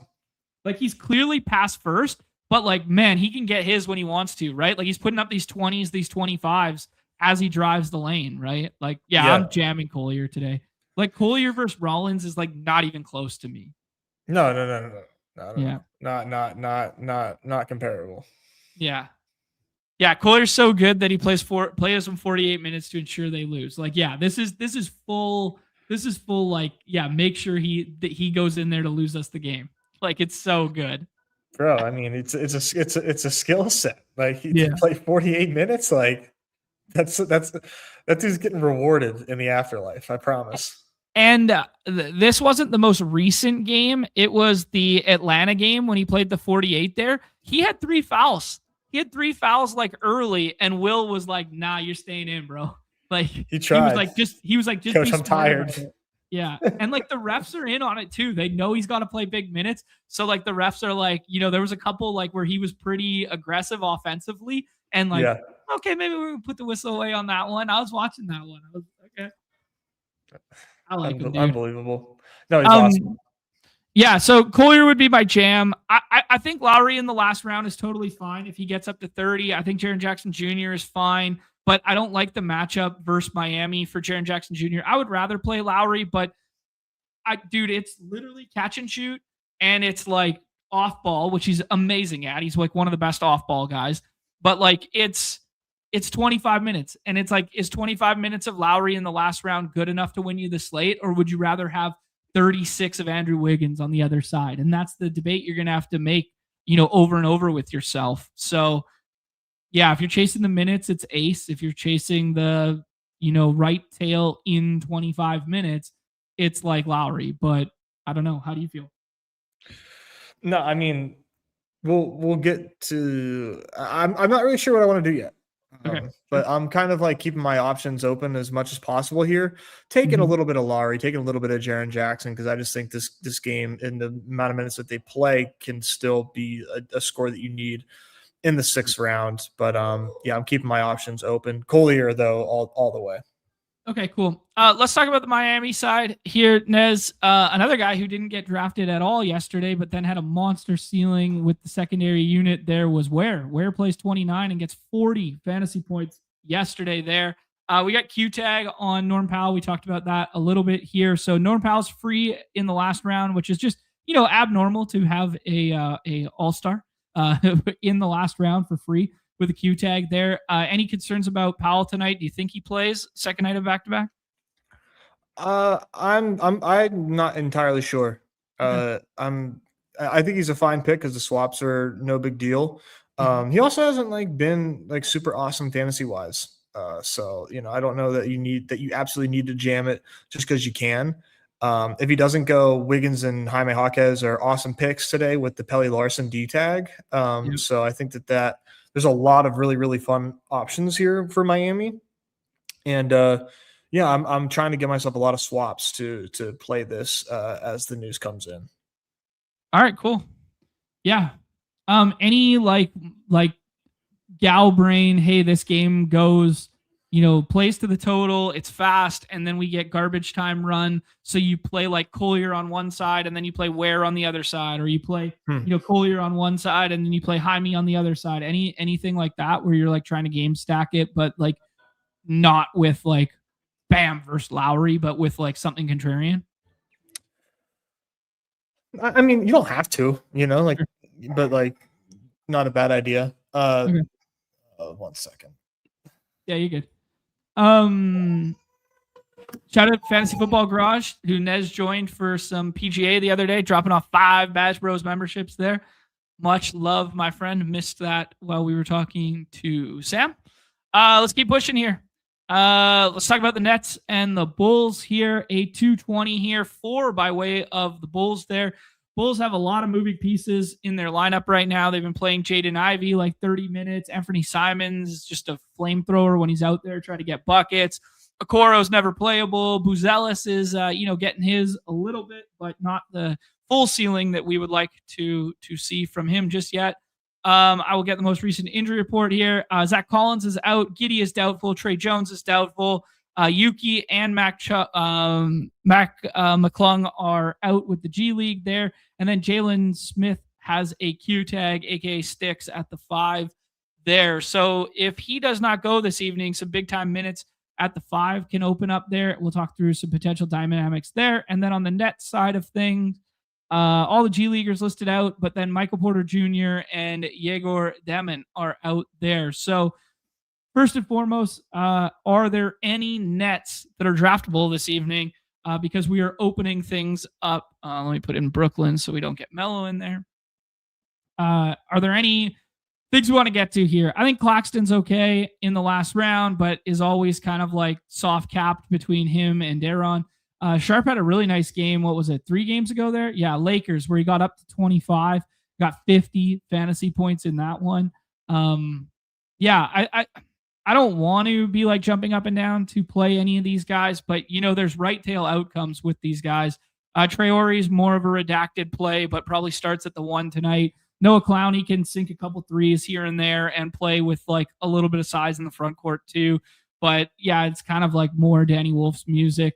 I don't think there's much to play here, but this Bulls team is like bad. So, maybe you can get Galbrain scrolling in this one. I think Daron Sharp would be like the big right tail outcome guy. But it's going to be pretty hard to like, I don't know. It's going to be pretty hard to do minutes for this team. Like I'm not envious of anyone doing minutes today, but I would venture to guess if you're doing minutes, it would probably be Claxton, Wolf, Clowney, Traore, and Sharp that would be like the guys projecting between 25 and 35 in terms of fantasy points. And it would probably be draftable in this order. I think you're probably better off taking swings elsewhere, though. If I did play this, playing a little bit of game stack with a Bulls component could definitely be a way to do so. The Bulls side is a little bit more interesting because obviously still no Giddey there, which means the handling stuff is some combination of Sexton, Simons, and where's Ivy?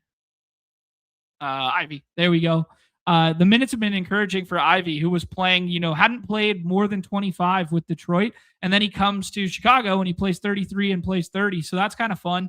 They're seeing what they have in Jaden Ivey, who, he was an athlete, man, and he had some good draft capital. So they're kind of a resurgence project for them there. Simons just tries to get a bucket every single time he's out there. So I'm fine playing it in a good matchup in the last round here. Absolutely. And then called Sexton. So it's like the 3 guards just kind of like cannibalizing each other. Montas is fine in the last round there. He just keeps doing like these 30s and 35s and that sort of thing. So Montas is definitely the safest of the bunch, but I'd probably cap it at this. Sticks is on like this minutes limit still. He would be fun from a rates perspective and like, hey, let's chase it against like Claxton and Sharp. I don't know. It's probably just too sketchy because he's only going to play like 25. Patrick Williams will play some 5 stuff. Yabu's been starting and playing some 5 stuff. They all just kind of cannibalize one another. So I think it's only the handling and Buzelis here. Any thoughts on if you want any Bulls or any Nets in your portfolio, Nez? I think Matas is pretty interesting. Okay. The props aren't like overly aggressive on him, but I mean, he is competing for shots with Simons. Who Simons is also like kind of interesting tonight. But like I still think that Matas has like a big ceiling, and just because you haven't seen it yet, I don't think doesn't mean that he can't see it. He's still a really young player. This is still like this is only his like 3rd or 4th game without all of his like former teammates there. It's a brand new Bulls team against a really bad Nets team. I think Matas has like some really, really fun ceiling outcomes here. And I've been mixing them in a little bit in the 6th, given those minutes. The other thing that I'm doing in this game is taking Giddey swaps. So I am taking a ton of Josh Giddey because of these Minnesota back-to-backs, these late Q tags that take place. I'm trying to give myself access to as much information as possible with the 5th and 6th round because there are so many. It's kind of just like, death by paralysis by analysis, whatever the fuck you want to choose for your phrase there. So yeah, I've been doing a lot of Giddey and getting some swaps, assuming Giddey doesn't go, which obviously he's doubtful. So I am not anticipating it. Yeah, good shout, man. Yeah, I think that's a pretty sharp way of like staying on the clock and then just waiting for something to open up for you. Yeah. Okay, cool. I like that. I like that stance. Trying to think if there's anybody else from this game. Like, would you get to Yabu or Nick Richards or anything like that if Sticks can't go? Just too many bodies. Yeah, dude, I don't think so. No, Yabu will probably have like a pretty awesome game one of these nights when he gets the starting nod. Yeah, but I'm not playing it tonight. Yeah, like it's a good matchup, but if they do this like 5 rotation like that, it's like, what are we paying for? Like, you don't want that. Yeah. Yeah. Nick Richards played like 25 or something last time out, I think. So they're seeing what they got in guys, which is, kind of fun for us, but it's kind of fun to keep your eye on more so than to play tonight. It's kind of like Booz Ellis and maybe a handler. All right, dude, let's keep rolling here. Kings and Pels, 9 by way of the Pels here. That is shifted after the bonus rule out there. 230.5. I will get the most recent injury report here. On paper, looks like pretty good Zion spot. I'm not going to lie. That's kind of where my mind goes instantly. No Hunter, no Levine, no Monk, no Keegan Murray, no Sabonis, all for the Kings there. But the Kings are kind of tanking out loud as well, man.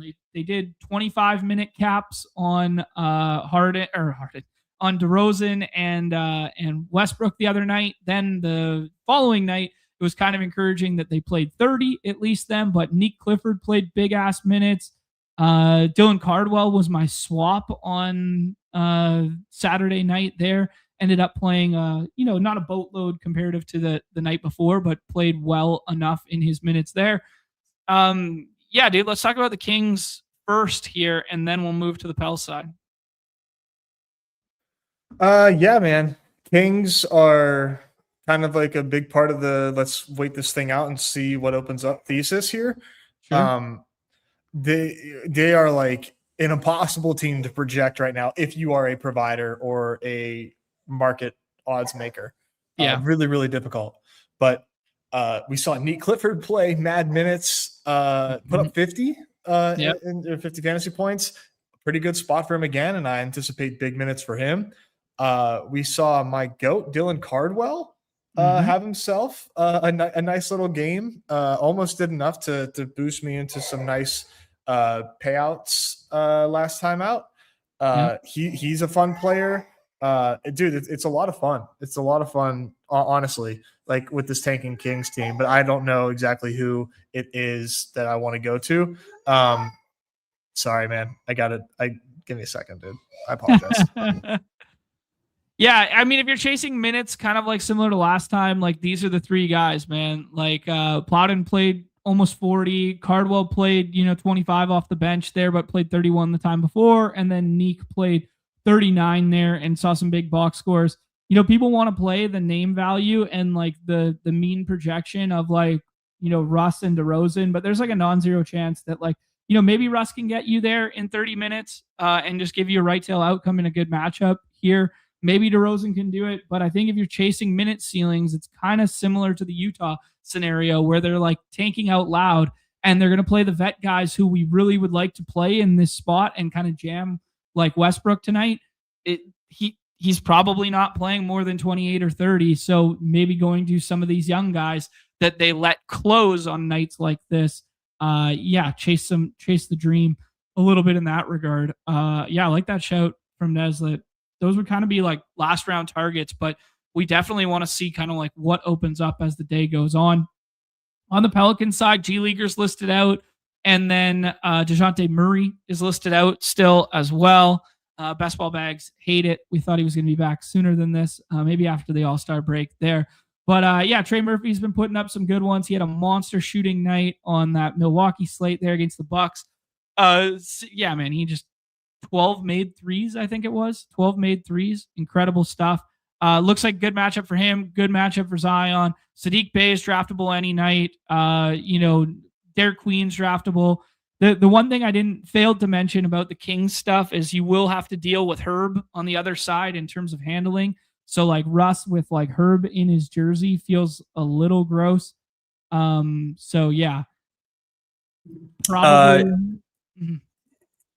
Yeah. Sorry. Go ahead. Finish your thought.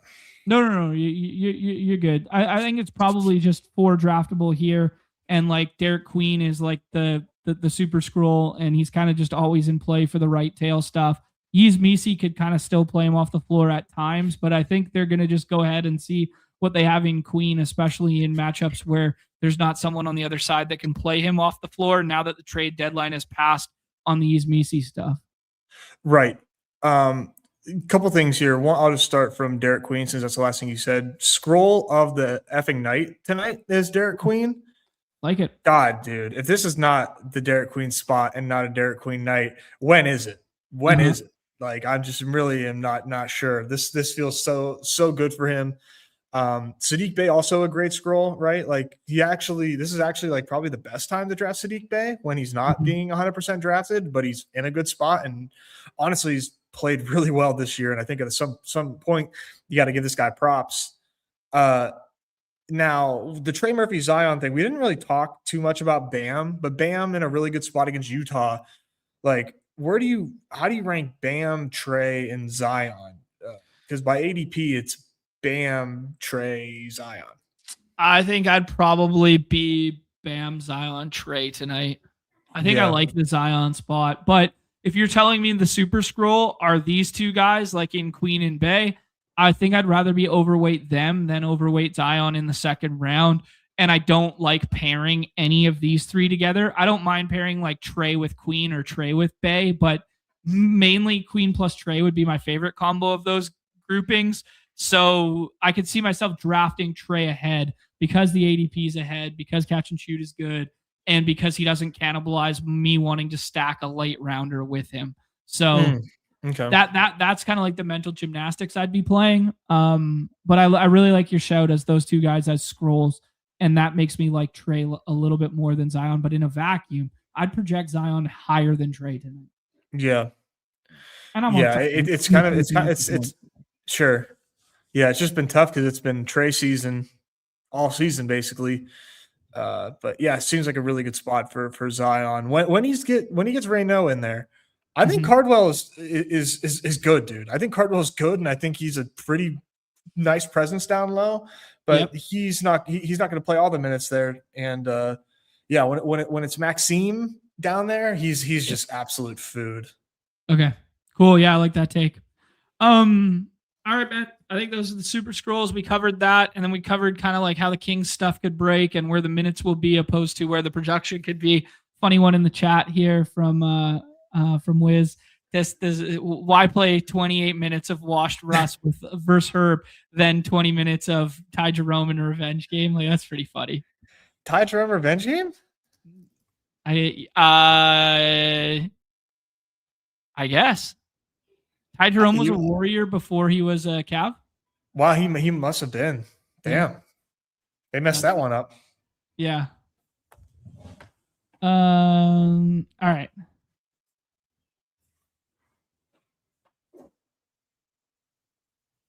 All right, next one. Here we go. We got Hawks and T-Wolves here. Obviously, so much of this hinges on the midday downgrade for Jalen Johnson there and the Q tag on Dyson Daniels. A nice high total in this one, a 237.5. 8 by way of the T-Wolves. We don't usually like playing fives against Gobert, but if all the usage is going to open up for a guy like Onyeka in the last round, he's wearing the Bane mask after the dental surgery there. So put that in your fucking models. What's that worth? Having a badass Bane mask on. Still no Kuminga here. And the G Leaguers listed out. Jalen Johnson has left knee inflammation, and Dyson Daniels has right ankle inflammation there. And then on the T-Wolves side, just the G Leaguers listed out. So pretty clean on their side. Not 100% sure if Mike Connolly's back with the team yet. They were kind of waiting on like structuring that one. So let's talk about Minnesota first.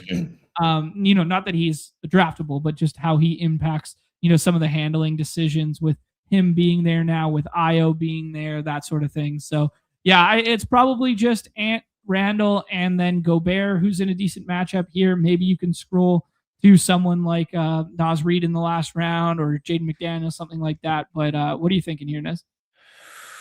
Yeah, good spot, obviously, against Atlanta. I've got Ant 4 now.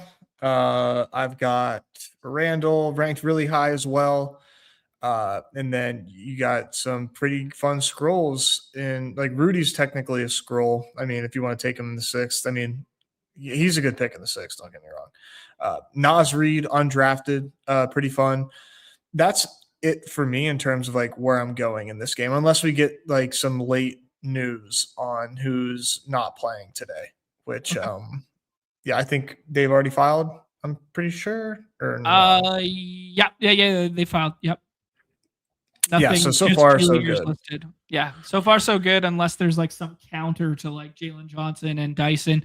I didn't note what the nationally televised games are this evening, but this is not one of them. The nationally televised games on Peacock this evening are Milwaukee at Orlando and then OKC at Los Angeles. So yeah, no implications in terms of like rest dynamics and extra fineage there. Okay, cool. Yeah, a little bit of Nas in the last round, maybe a little bit of Jaden McDaniels.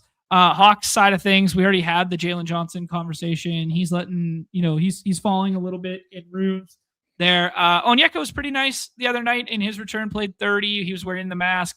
Will be presumably wearing the mask again there. It's obviously a tough matchup against Rudy, but he'll have all the opportunity in the world. We kind of talked about the CJ McConnell and Na thesis. If you get these two Q tags sitting, like there's 35 minutes on the table for both of these guys, more notably Na than CJ, but there's big time scoring that's going to be asked of them here. Back up 5 minutes to Jacques Landale. Maybe they could do some overlap if Jalen Johnson misses, but he's probably not going to play enough minutes to matter and get back up to that kind of like 30 versus Utah where he went nuke.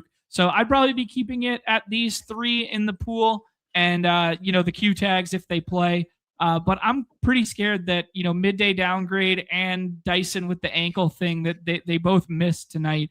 And that would make me want to jam, some combination of these three behind. Yeah, that Jalen Johnson news just ruined my night. Yeah. I had a lot of him because it was him and Embiid kind of, flip-flopping at the 2-hole. And for me, it was Jalen Johnson every single time. So, yeah, that sucked.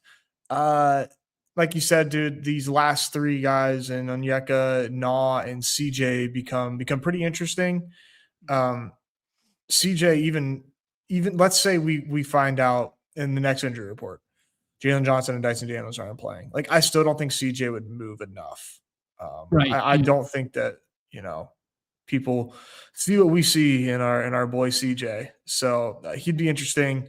And then Onyeka, Na, obviously, like right now are draftable in the 6th round. So, yeah, I mean, there is like a chance too. I guess there's a risk of blowout here, but they are on a back-to-back, are the T-Wolves, like you mentioned. So maybe not, but I think that if you rule out Jalen Johnson and Onyeka and Dyson, rather, I think this could get pretty ugly here. So, for whatever it's worth. Yeah, that's a good point, man. Yeah, I definitely think still, even if they get ruled out and like this spread moves to like 11 or something, like I think I'd still want like 30 minutes of Na or 28 to 30 minutes of CJ, 30 minutes of Onyeka. Yeah. Yeah, it's still pretty hard to pass up for sure. Yeah, like what would you rather have 25 minutes of Lowry or would you rather have 35 minutes of Na? Like, like it's a yeah, I don't know. Interesting, like to do like the Na plus Queen with like your 5 and your 6 there when nobody else is doing like, double 6 rounders.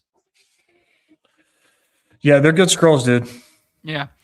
All right, dude, let's keep going here. Nuggets and Cavs up next there. We saw the James Harden debut alongside the Cavs there. 239.5 here, won by way of the Nuggets. Second highest total on the slate, although it's effectively the exact same because it's like a half-point difference there than the Jazz game. The big looming injury report here is the Q tag on Jamal Murray. I'm trying to look for the official designation. Q tag, Jamal Murray is left hip inflammation. So we've dealt with the knee, the ankle, the wrist. We've dealt with everything, and now we got a left hip designation. Peyton Watson has been ruled out already. Spencer Jones is out in concussion protocol. Joker has the probable tag. Aaron Gordon is out, and we get a probable tag on Christian Brown this evening. So these guys looking kind of thin, but they're still 1-point favorites at home because of the Joker factor.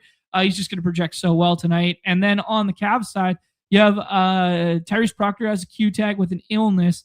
And then we have 2 left ankle sprains for Q tags on Dean Wade and Jalen Tyson there. Evan Mobley is still out in this one. So basically only 3 draftable pieces on the Cavs. Now that we have seen James Harden alongside that, we can take a look at the rotations and what that looked like. But let me put in Cleveland to make sure we get just that. But basically, it's Donovan Mitchell, it's James Harden, and then it's Jared Allen, and then nobody else is getting drafted. So thoughts on that dynamic?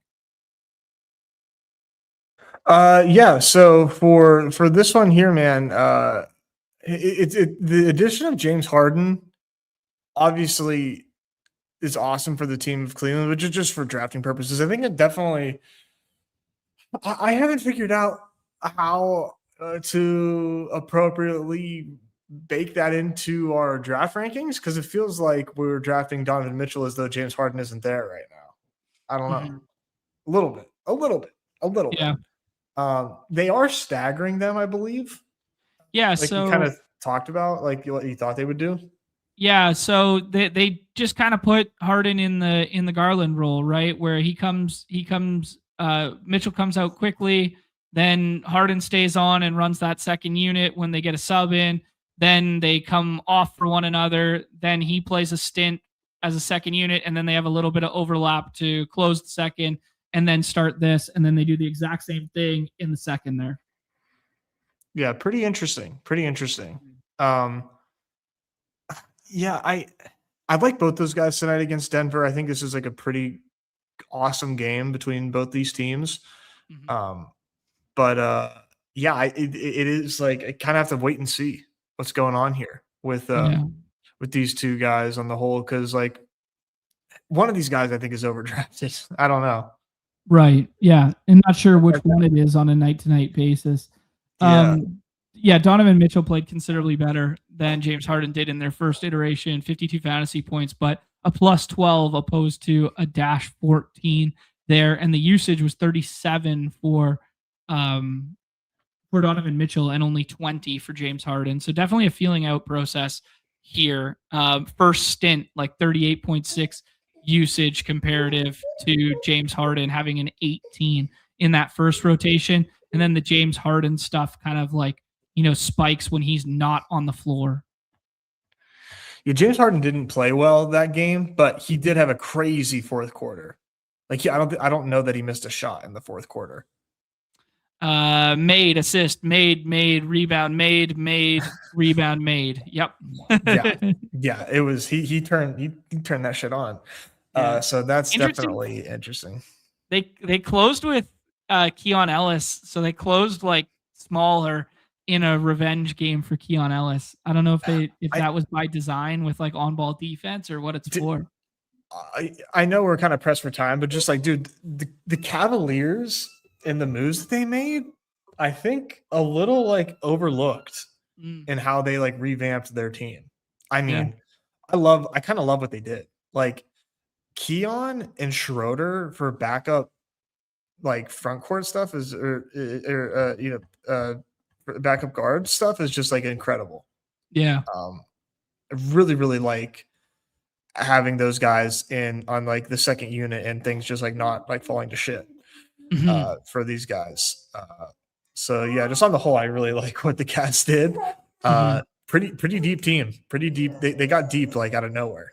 Yeah, I like it, dude. Yeah, it'll be interesting with like the Dean Wade stuff if he comes in tonight, like if anything shifts here. But if you take, Jalen Tyson, if he misses with the Q tag tonight, maybe that's just kind of like a little bit of a 1-for-1 and nothing really changes. But from a usage standpoint, like I probably would never pair Harden and Mitchell together, but I'd be totally fine doing like the Harden plus Allen thing, or doing even Mitchell plus Allen, because they have like staggering rotations. So like if they both hit ceiling, they're not cannibalizing. Whereas like the Harden thesis is like him plus Allen are boosting each other. Like, you could spin it two ways, but I think it's just drafting three guys, right? Yeah. All that to be said, just three guys today. Jared Allen, I think, is undervalued by the models today. Is my take. Cool. I like it. Nugget stuff, as noted in the chat there, that Christian Brown played 43 minutes in that Knicks game. Like, he's just not a big fantasy producer. He's kind of like, I was about to say poor man's Brandon Podzinski, but I think he might be the rich man's Pod. He's kind of like Pods-esque, where like he could play like a shit ton of minutes and just be out there and like not really matter from a fantasy standpoint, even with the pieces around him moving. I think the big question is, will you draft anybody other than Joker tonight, not named Jamal? No, I Okay. won't. And then the Jamal question is, will you draft anybody if Jamal's out, or swap to a Denver piece if Jamal's out? I don't think so. Okay. Do you think Jamal plays basketball this evening? Kind of renowned for playing through Q tags. Yeah, I do. Okay. Is he a 3rd round pick for you, or do you have him a bit higher than that? You could take him. You could take him before then. Like pairing him with Joker, I think is a lot of fun. Okay, cool. Yeah, playing like a little bit of game environment. Can you get a little like, Joker, Harden, Jamal stack going if you wanted to? If you get Harden to fall, yeah, that'd be sick. Yeah, maybe you could do like a late round Jared Allen to go alongside it or something like that. Play a little 3-man from that game. Feels good. Yeah. All right. Let's talk about the Thunder and the Lakers here. No Luka, no SGA in this one. It's the second of the nationally televised games. He's this total is a 223 here, 7 by way of the Thunder. I guess the biggest note here, Nez, is that J-Dub is expected to make his return this evening. Has he been listed available, or does he still have the Q tag? SGA is out, AJ Mitchell is out, and no designation for J-Dub. So anticipating him back. DeAndre Ayton was like a late rule out the other night, which was kind of weird, but has the probable tag here. And then Luka is out. So I guess the Lakers is only 2 draftable pieces. And kind of like, what are your thoughts when we saw the efficiency kind of like disappear with Austin Reeves? The models were score 1 for the models last time out, because Austin Reeves was going at like the 1-2 turn, but he was supposed to project way below that because of the minutes cap here at like 25. So he played 20, 25, and 23. Just thoughts on this kind of like LeBron plus Reeves without Luka dynamic. I mean, I'm not willing to hand it to the models just yet. I mean, he's been crazy efficient. It's just the minutes. Yeah, like I'm not entirely, because you were saying that they had him overvalued or undervalued, right? Or no? Yeah, they had him undervalued because of the cap, basically.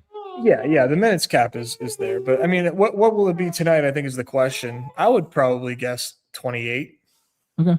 Nationally televised game. Mm-hmm. No Luka. I'm drafting a lot of Reeves, man. I'm kind of oppo the models again tonight, and drafting a ton of Austin Reeves, dude.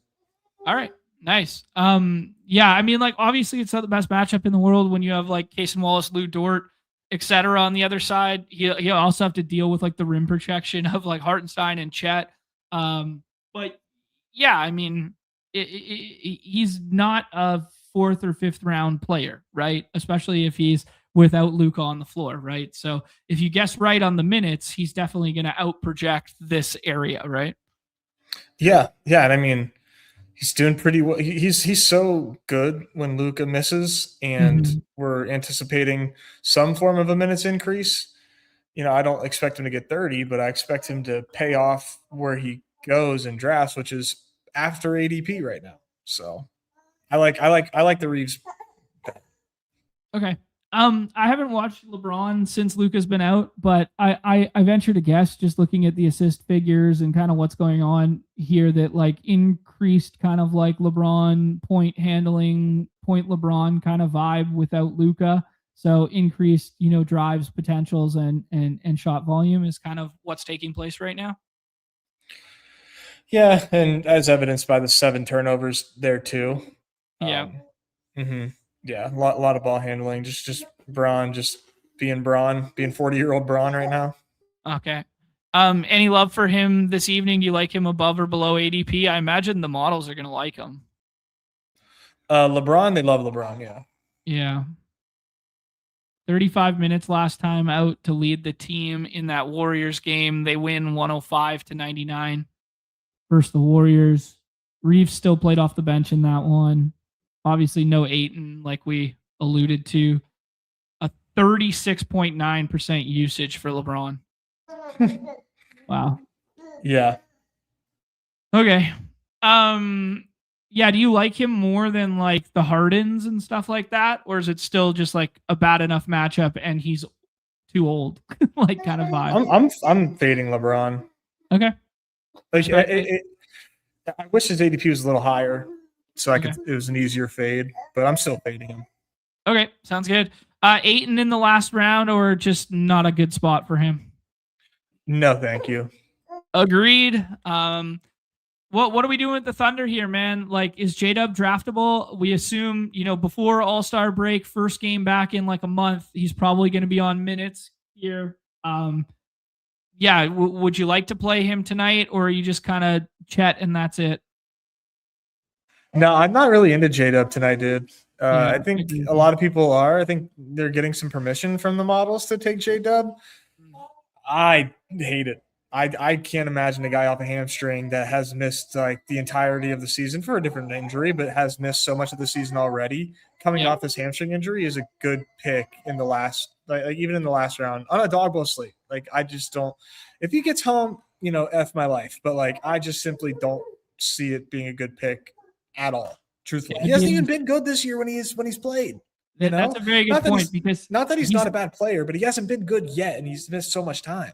Yeah, and we had a couple spots without SGA or SGA Q tag spots and that sort of thing, and he wasn't even good in those. And those were without Hartenstein too. So, a little less rebounding opportunity here with both the double big lineup out there with Hartenstein and Chet, right?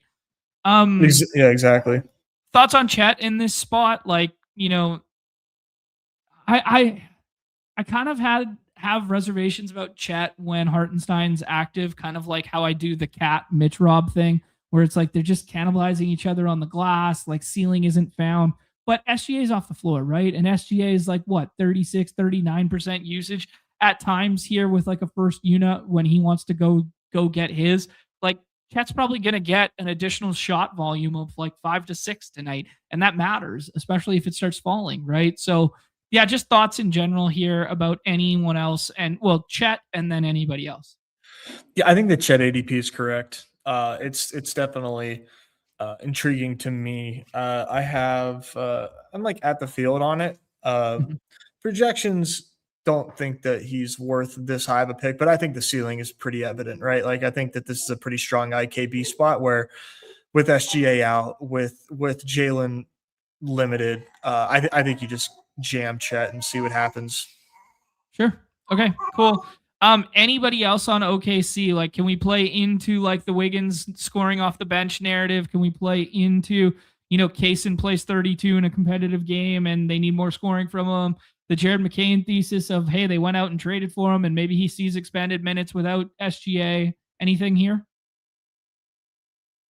Not that I've seen, no. Okay. There's nothing that I wanted to get to. Okay. All right. Sounds good. Interesting. K-Bash in the chat here saying someone is betting much dollars on the Utah Jazz tonight. Please advise. Interesting. It certainly can't be the money line. Very interesting. The spread, maybe, but not money line. Regardless, it's just kind of interesting to note that like someone thinks they're all playing full and like is moving a market right now. Is he talking about himself? I'd venture to guess if he was talking about himself, he wouldn't phrase it that way. I think he's like trying to advise us to the fact that like someone's putting big boy money on something here and it's moving some markets that he's looking at. Adam Silver made some calls. Yeah, like make sure you guys play fair tonight. Be interesting. Okay, interesting. Nice little side nugget there. 2 more games here, Nez. We got the Grizz and the Warriors here. Lowest total on the slate of a 218-9 by way of the Warriors versus the Grizzlies here. Man, I might be done chasing this dragon with the Grizzlies, dude. Like, everyone's just 25. We saw them super short-handed the other night against the Blazers. We saw them play a back-to-back against the Blazers there, and it was like, man, Gigi Jackson's got to get home in one of these. And they're just the minutes are just so spread on a night-to-night basis that it's just like 25 to everybody. I want to get excited about like, hey, Slow-Mo's going to play 31 tonight, or I want to get excited about like Ty Jerome's going to get expanded and play 28 tonight, and it's just 20 for Ty Jerome, 25 for everybody else, and they still do their shift change, they still do their lineup flops. Shout out to Prosper, who's had like a couple nice games when he gets to play the 5 there, and his minutes have upticked. But man, they're even finding ways to play small, like 31 minutes and stuff like that. Not small in terms of stature, as in Javion Smalls. Like I don't know, man. I might be done chasing this dragon of being like, hey, we can find value in the 6th round with a Grizz piece. The Grizzlies are absolutely banned. There's nothing here. Stop searching. There's nothing here. Okay. All right. Yeah, no Santi tonight, no Brandon Clark, Walter Clayton Jr., who's going to impact the handling at some point, and they're going to see what they have in him. But he's got a Q tag. No Ja, no Edey. On the Warriors side, neither of the Curry brothers, no Porzingis, and no Jimmy Buckets. Will Richard has a Q tag there. A late Q tag for whatever it's worth. Oh, okay. Thank you. Yeah, that does matter. Bros versus pros. Line went from 9.5 open to 6.5 right now on that Utah game. So that's something, man. That's interesting. That makes me way more bullish to like play a little bit of Lowry in the last round if he's going to be this suppressed. Anyways, anybody draftable in this game? Period. End of statement. Warriors first. Anyone draftable? Spencer? I guess. Yeah. 35, 32 minutes, 28 minutes. In terms of fantasy points, need a bit of scoring. Yeah. Moses Moody played 39 last time out, had 44 fantasy points. He's just like, if the 3 will fall. Melton's my favorite and most talented of the bunch, but he's capped. So you're playing 23 minutes of Melton. I don't love it. Pod was just so boring. Yeah, both these teams suck. Yeah. I mean, you might be able to find a little bit of value, but it's the lowest total on the slate for a reason. And they both just run these like garbage ass, like super long rotations, you know? Yep. Yeah. No interest at all. Any interest on Ty Jerome? Memphis side? I don't think so. He's not playing more than 20 minutes. Yeah. First game with both him and Scotty together too. Exactly. Yeah, definitely. Ty played 3, then he sat, then Scotty, and they kind of flip-flopped night after night there. Cam Spencer, we get the battle of the Spencer brothers. Like, you know, he's had a little bit, but again, 25 minutes, 20 minutes, 22 minutes, slow-mo, 26 minutes. Like slow-mo revenge game too. Kyle Anderson revenge game. He would kind of be my favorite of the bunch. I don't know. Coward didn't play. GG played 30, which is encouraging, but nobody wants to play it. Prosper played 25, 27. I just don't know who they're going to play. Yeah, both. That's a pretty. The only thing that's like nice about this game is like you don't have to sweat it at all. Okay, just X out that game according. It's an exhibition game on our slate. All right, cool. Last game on the slate here at 2:31. We just had a little bit of news roll through on that one. Quentin Grimes has been added with a Q tag there. So 3-point favorites for the Sixers on the road here. Blazers 2:31 here. We talked about the Denny Avdia situation, but if you guys happen to miss that, he practiced. Then they said he was going to play one of the 2 on the back-to-back. He winds up playing neither. But now they have another home game tonight against the Sixers where Denny Avdia is getting drafted in like the 4th round. It's this low back thing. It looked awful when it originally was injured. He's dealt with it multiple times now. He's wearing the heated pad when you see him on the bench at times. Yeah. Scoot Henderson's back with probable tag there. Damian Lillard is out, but he's going to participate in the 3-point contest for some reason. Chris Murray's out. Shaedon Sharpe is out, and that one definitely matters in a big way. Matisse Thybulle is out, and a Q tag on Time Lord. So let's do the Blazers side first here. I'll read the Sixers side for you guys. Embiid with the Q tag, that right knee injury management. Quentin Grimes has an illness tag with the Q tag, and then they continue to list Paul George out and Kelly Oubre Jr. with the brace as available there. So, let's talk about the Blazers side first because no Shaedon really matters. Everybody's been chasing the dragon that is Shaedon. Does that make Denny more likely to play? I don't know. Who knows? But there's 4 draftable pieces in my estimation at the back end here, and there's a lot of push-pull to make them better and or worse in my estimation. Like Klingon's going to look a lot better if Time Lord sits with the Q tag, right? Like just pulling his 18 minutes and usage off of the floor matters. Drew's going to look a lot better just because Shaden's not there. So his first unit handling is going to look better, but it'll look even better if Denny's not there as well. So a lot of push-pull here, Nez. What do you think about Portland? Yeah, I mean, a lot of, important injury news to get here. Mm-hmm. And like you said, if we get game time decision for Denny, that's a hell of a headache. But yeah, Time Lord's a big one too. Game time decision. Yeah. Yep.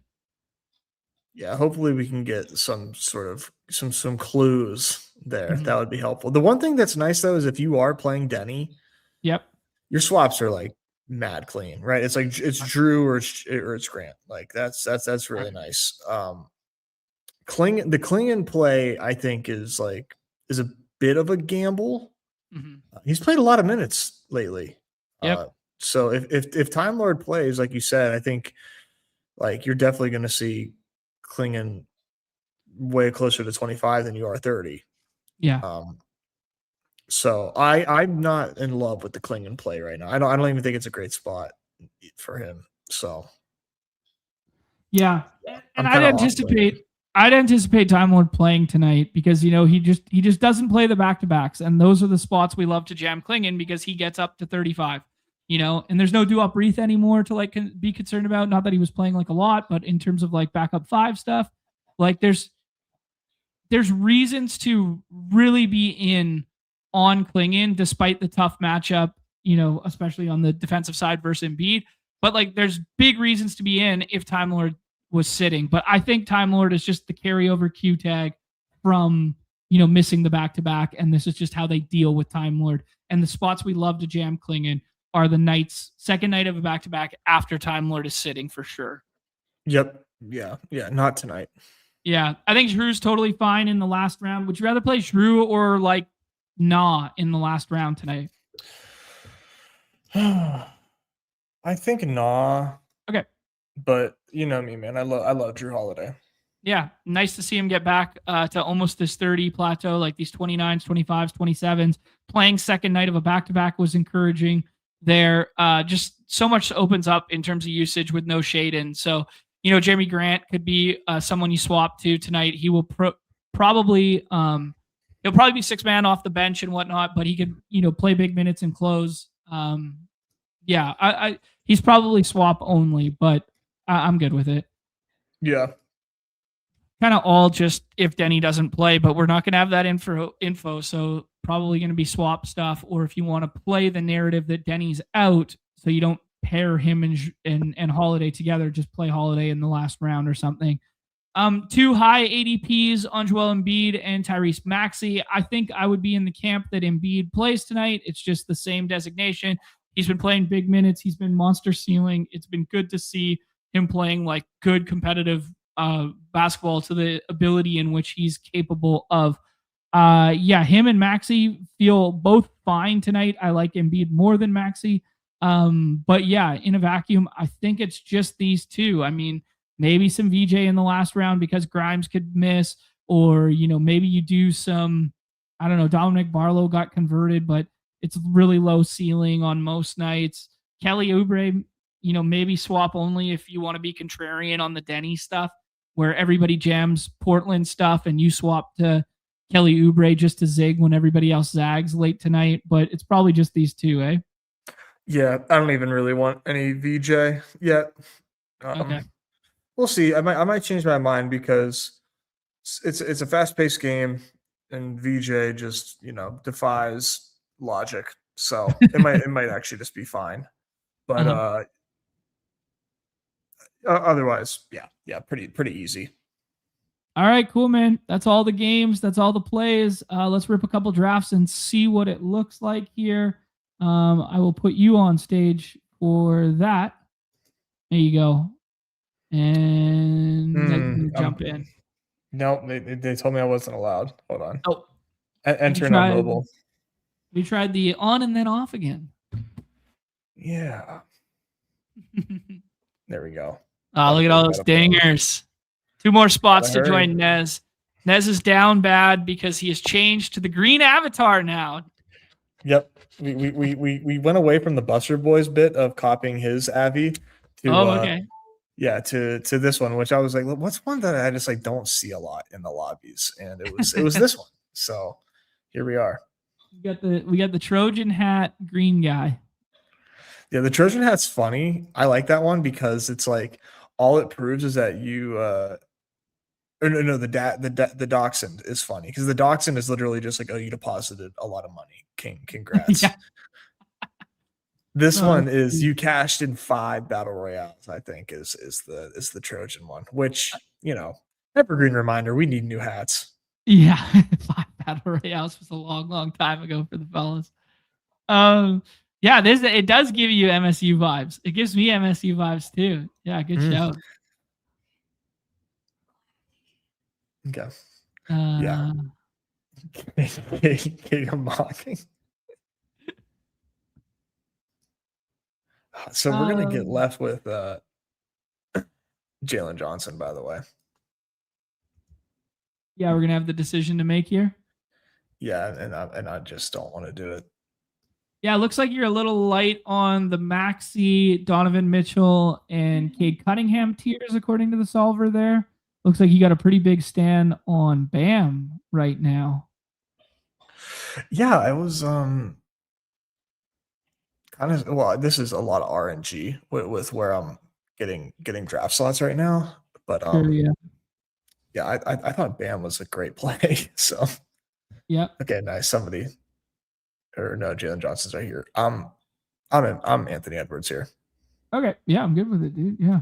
Good pace up game there. He could just lay it on. It's also good if Dyson doesn't play, Ant looks better because he doesn't have the on ball of, Na is, a problem to deal with too, but you at least take one of their switches away. And if you get CJ in that starting lineup, which I'm not sure that they would do if both Jalen and Dyson miss, they might just keep CJ off the bench for like 28.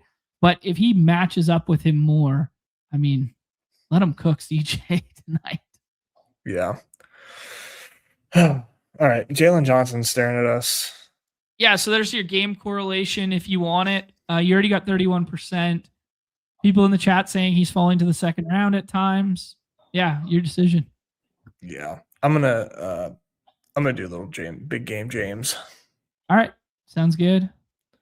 Talked about those rotations from the first game, how he didn't shoot particularly well in the first couple stints, but was pretty good in the fourth quarter. There, he was really good in the fourth quarter. So hopefully some of that carries over. Yeah, and Bam going 9 there. I'm jamming the Bam stuff against Utah, but when's the last time Bam's ever let anybody down? Yeah.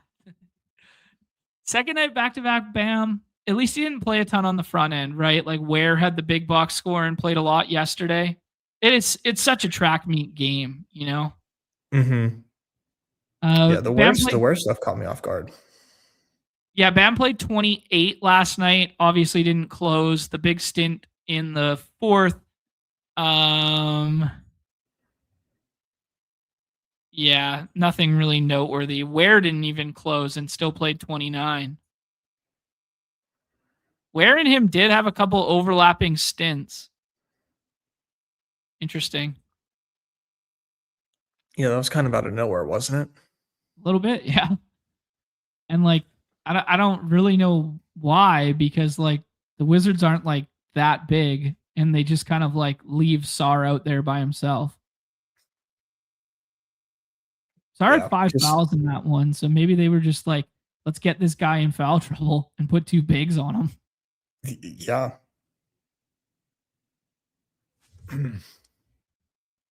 Dalton Connect has a Q tag.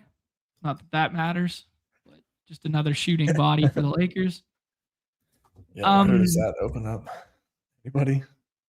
Yeah, it doesn't matter. Kennard. I mean, yeah, Kennard's playing over him anyways, right? Dude, this Collier ADP. I'm so light Collier because I autoed all my layup lines, and now he's just he's going so early. I can't get him at all. Yeah, he just went there at 16. I mean, I'm Zion or Melo here, I think, especially when you already have Anthony Edwards. Yeah. Yeah, What do you Zion got feels good. combo wise of these guys? What's that? What do you have combo wise? If you tap those guys, do you have this combo yet? No, nothing with Harden. Okay. Nothing with Zion. Okay, nice. Well, that's good.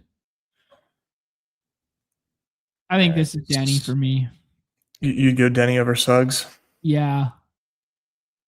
And everybody's going to play that Suggs like in this pocket.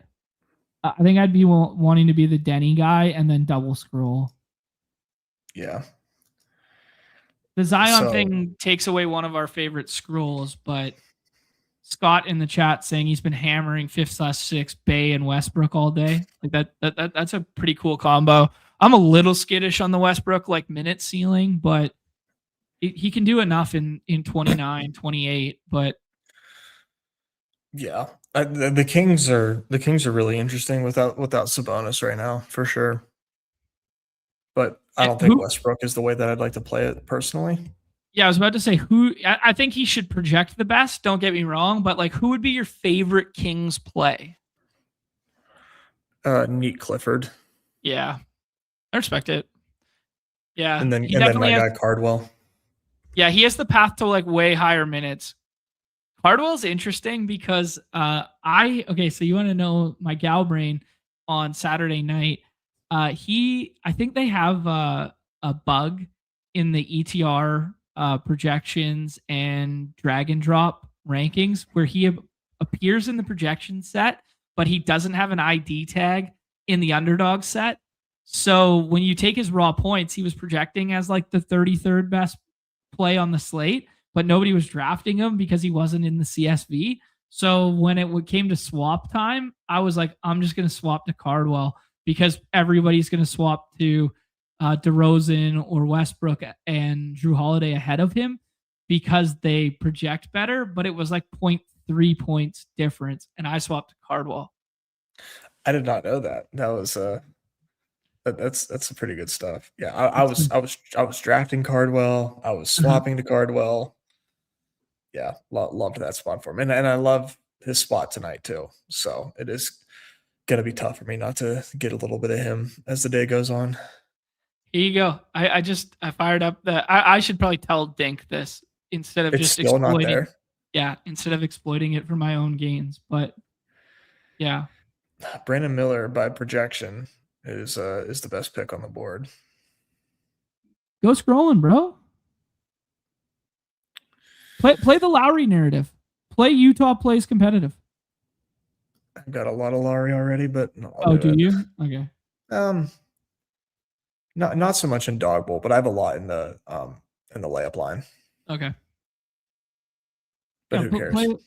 Play Lowry competitive, and then you could either do your 80% giddy there where you're trying to get a swap, or let's have some fun on the program. The nice thing about the giddy one is like he's technically the whole slate will be available for you to swap to.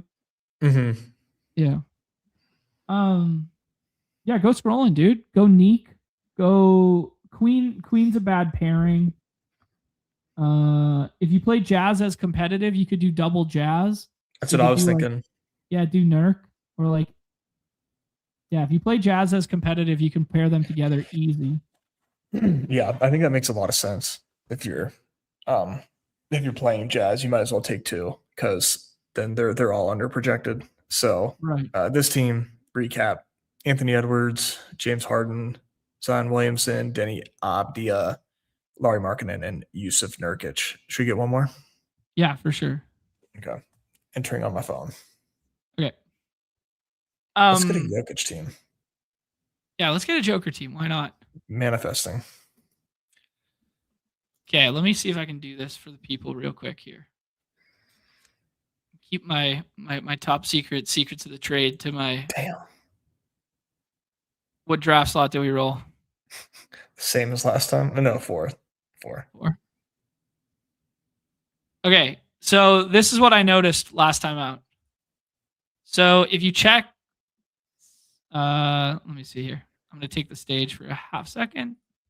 Okay, so if you go to the Underdog NBA rankings here, and a lot of you guys are obviously using this and that sort of deal, but here you go.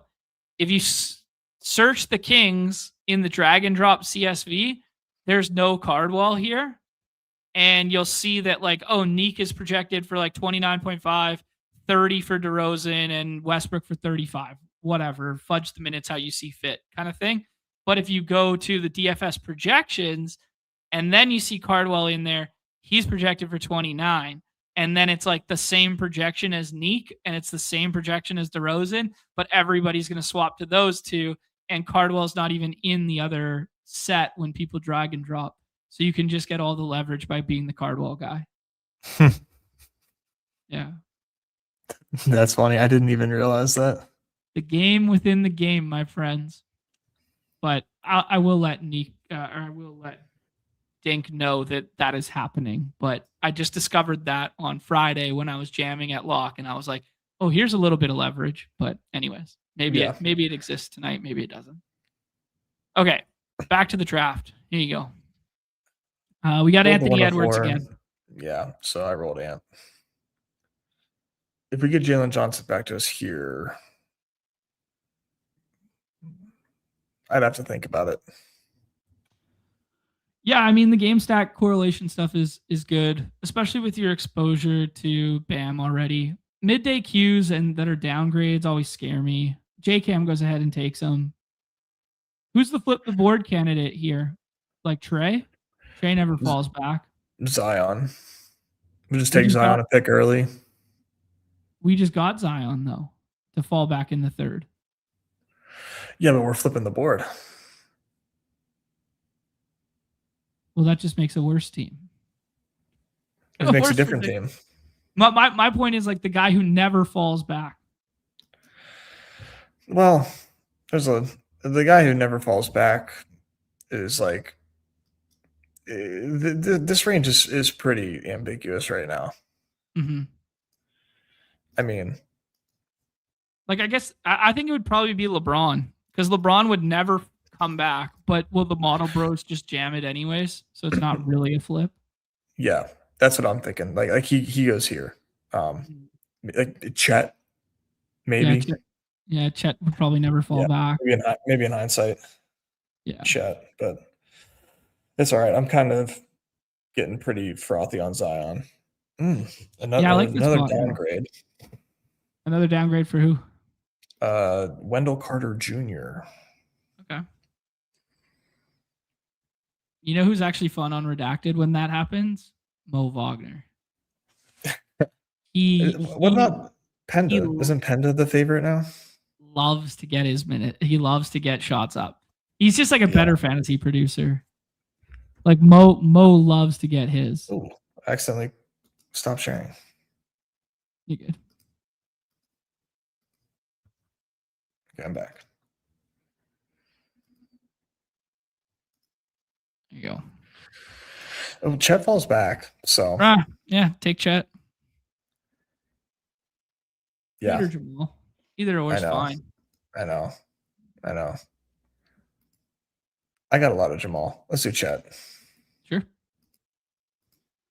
Yeah, you wanted to IQ KB the Chet spot anyways, so that checks out. Mm-hmm.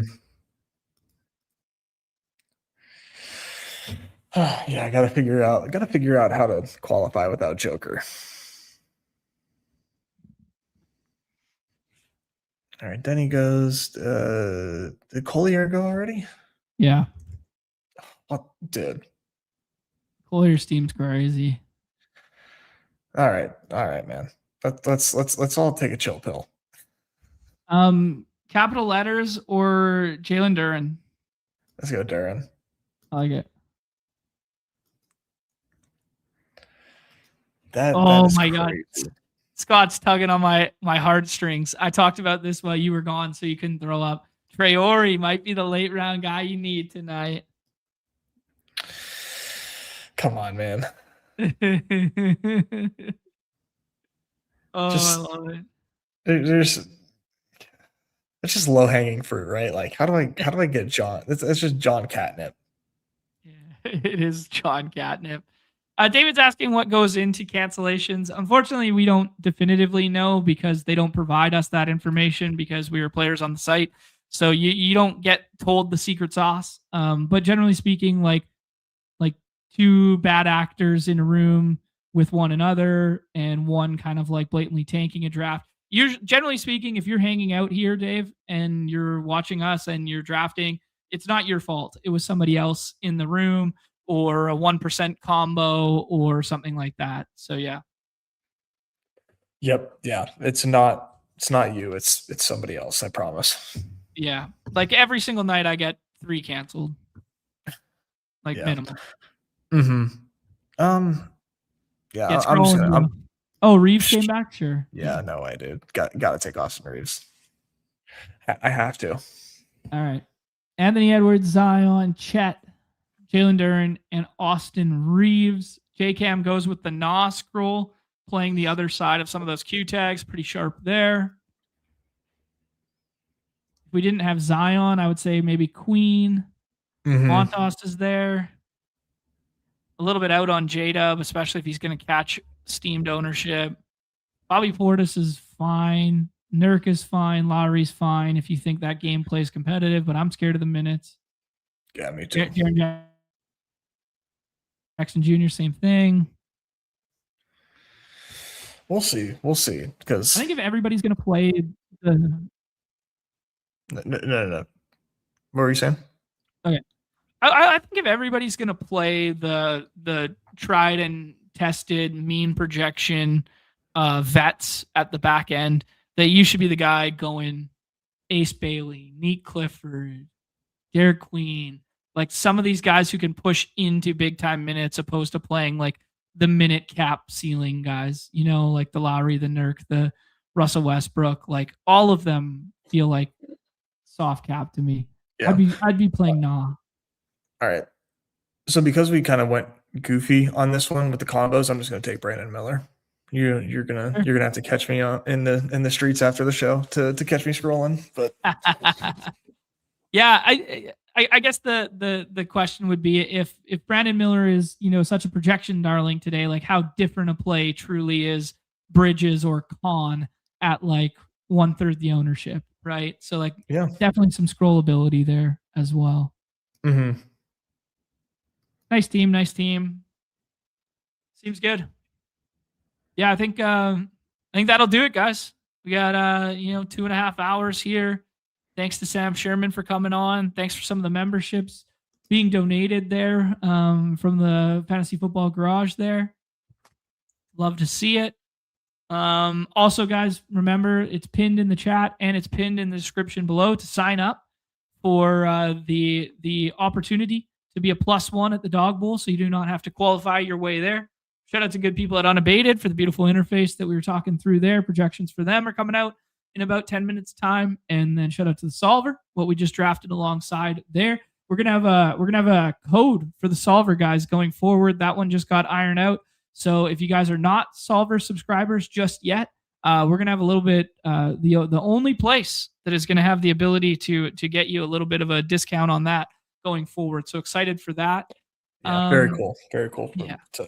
To have that. So yeah, if you guys haven't, like John said, haven't tried it yet, great opportunity to do so.